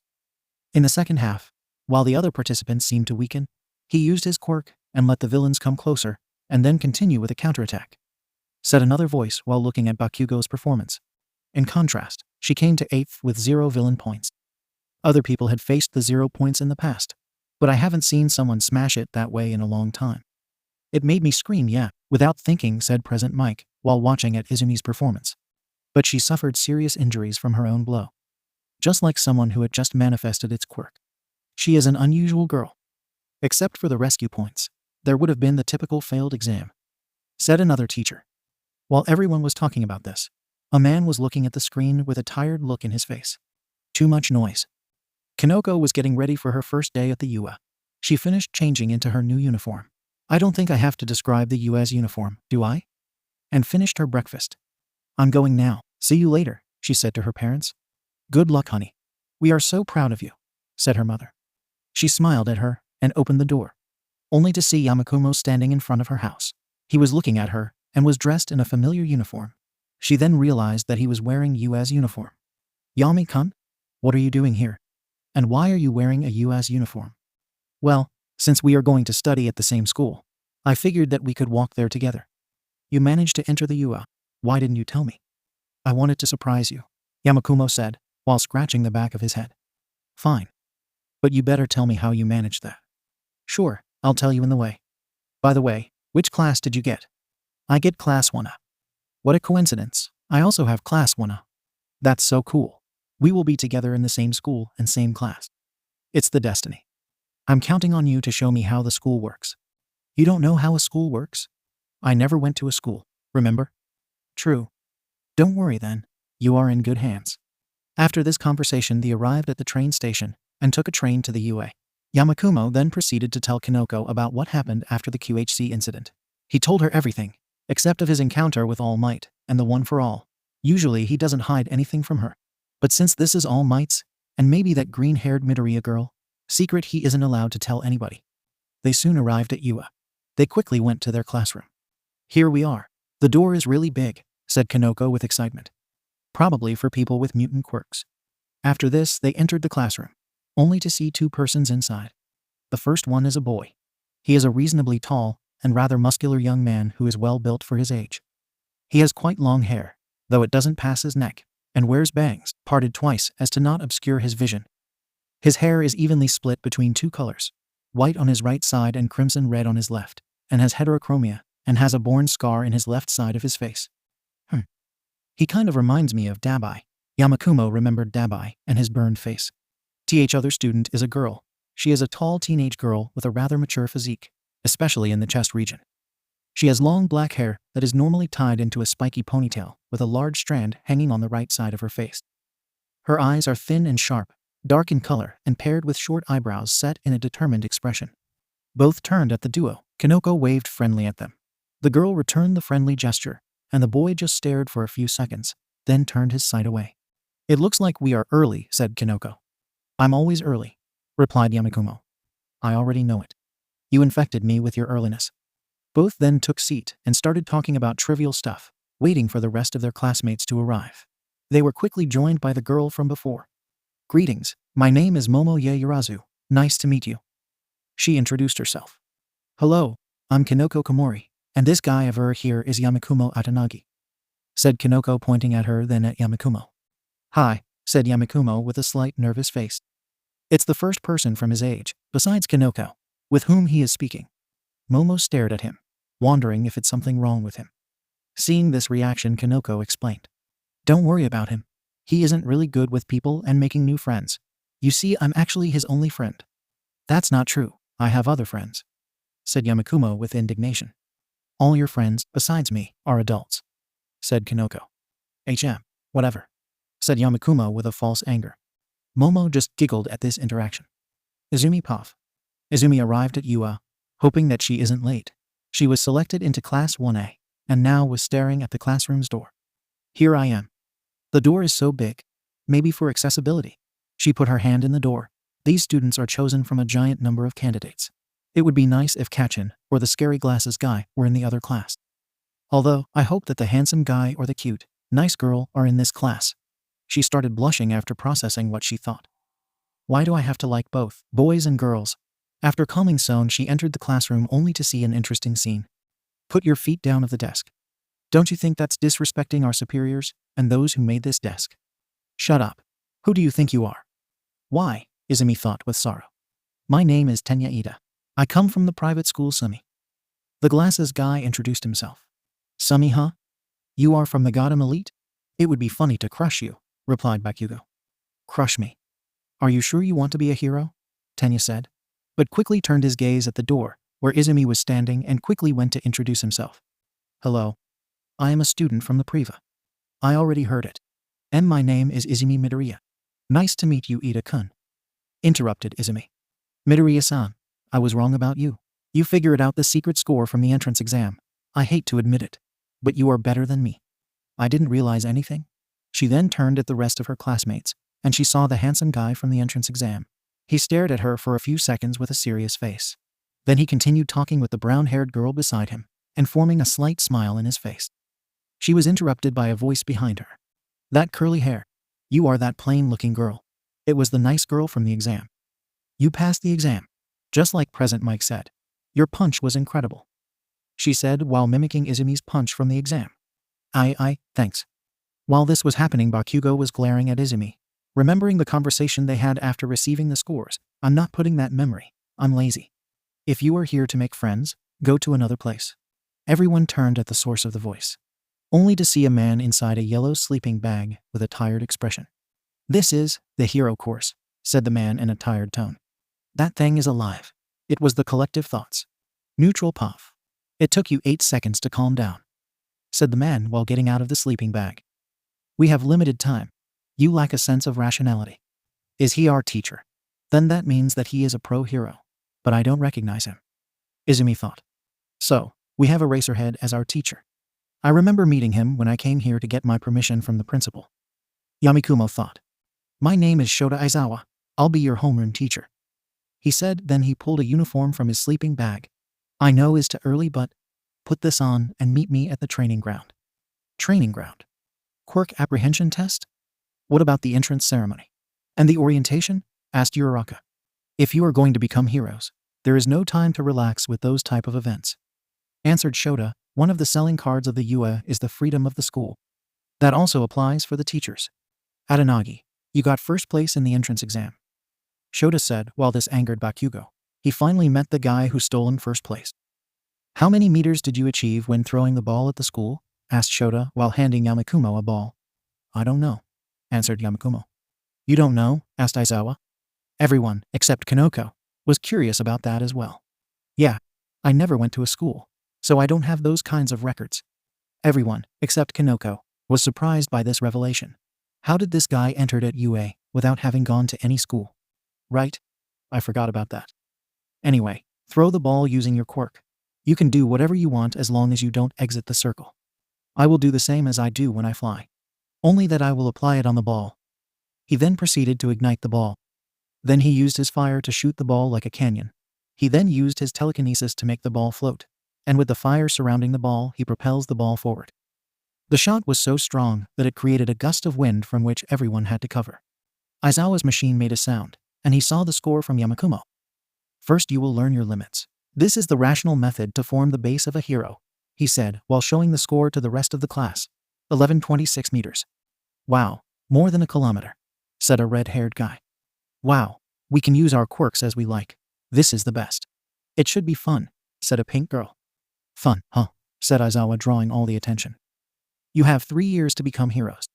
Do you intend to spend them with that attitude? Very well, the person remaining with the lowest rating will be judged as lacking potential and will be expelled. What? The lowest will be expelled. That's not fair.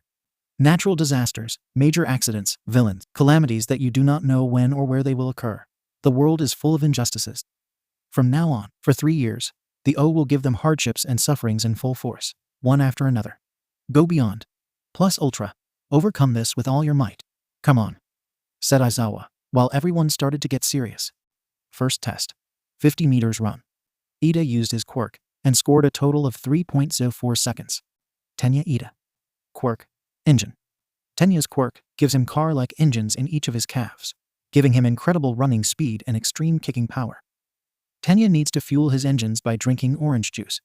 Tsuyu Asui, a girl with frog-like features, scored a total of 5.58 seconds. Uraraka used her quirk in her clothes, managing to score a total of 7.15 seconds. Ochako Uraraka. Quirk. Zero gravity.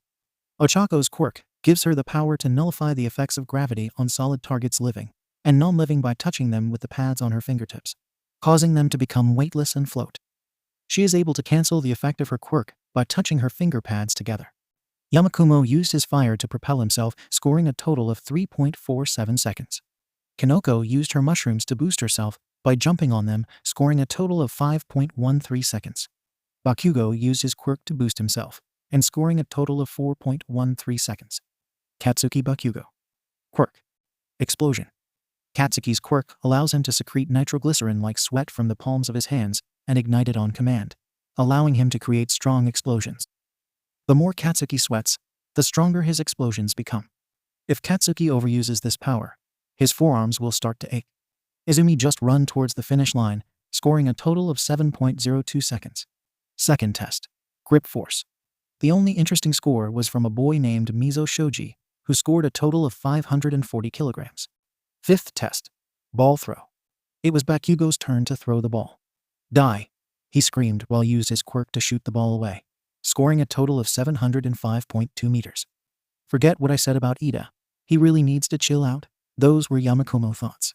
Uraraka used her quirk in the ball, scoring a total of infinite. This is useless. Everyone got at least one awesome score. If I keep things like this, I will be last. Izumi thought while preparing for the ball throw. Midoriya-san isn't doing it well, said Ida. Of course, she isn't. She is just a quirkless loser, said Bakugo. Quirkless? This only confirms my theory. She inherited one for all. I need to talk to her about this. Well, only if she isn't expelled.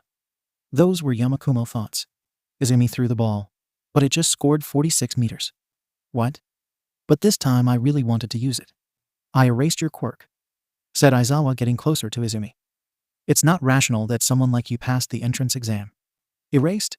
Wait, those goggles. You are the Erasure Hero Eraserhead, said Izumi. Shota Aizawa Ake Eraserhead. Quirk. Erasure. Shota's quirk gives him the ability to nullify another person's quirk by looking at the user. The effects of this quirk can still last, even if Shota's line of vision is out of range. Erasure deactivates if Shota blinks. From what I saw, you can't control your quirk if you become disabled again. Are you planning to ask someone for help? he said while wrapping her in his bandages. Even if you plan that, no one will help you. He then freed her. Your quirk is back. I'll give you a second try to throw the ball. Izumi prepared to throw the ball, no sign of her quirk activating. But at the last possible second, she activated her quirk in her middle finger and throwed the ball far away, surprising Eraserhead with that and scoring a total of 705.3 meters. Sensei, she called, closing her hand tightly. I still can move. Kid, mumbled a surprised Eraserhead with a weird smile on his face.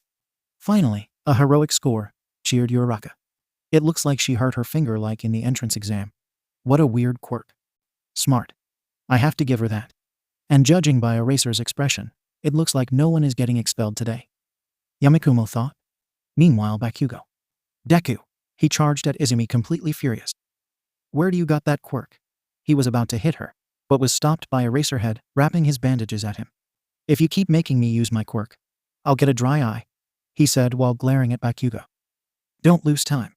Let's continue with the rest of the tests. The rest of the tests passed, and everyone was ready to check their scores. I didn't get any special score besides the ball one. The total is the simple addition of all the marks of each test.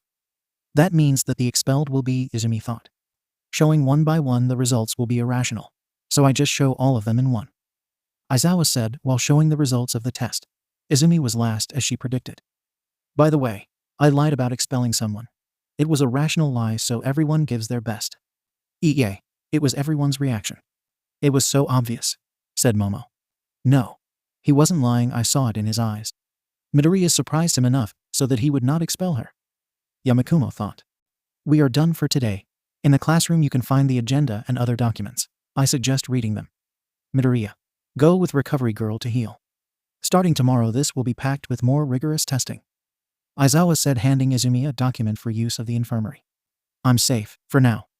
Starting from the bottom, I have to train harder than before so I can reach my dream, thought Izumi while staring at the scoreboard. 1. Yamikumo Atanagi. 2. Momo Yaoyorozu. 3. Shoto Todoroki. 4. Katsuki Bakugo. 5. Tenya Ida. 6. Fumikage Takoyami. 7. Shoji Mizo. 8. Eijiro Kirishima. 9. Kanoko Komori. 10. Mina Ashido. 11. Ochako Uraraka. 12. Rikido Sato. 13. Tsuyu Asui. 14. Mashiro Ajiro. 15.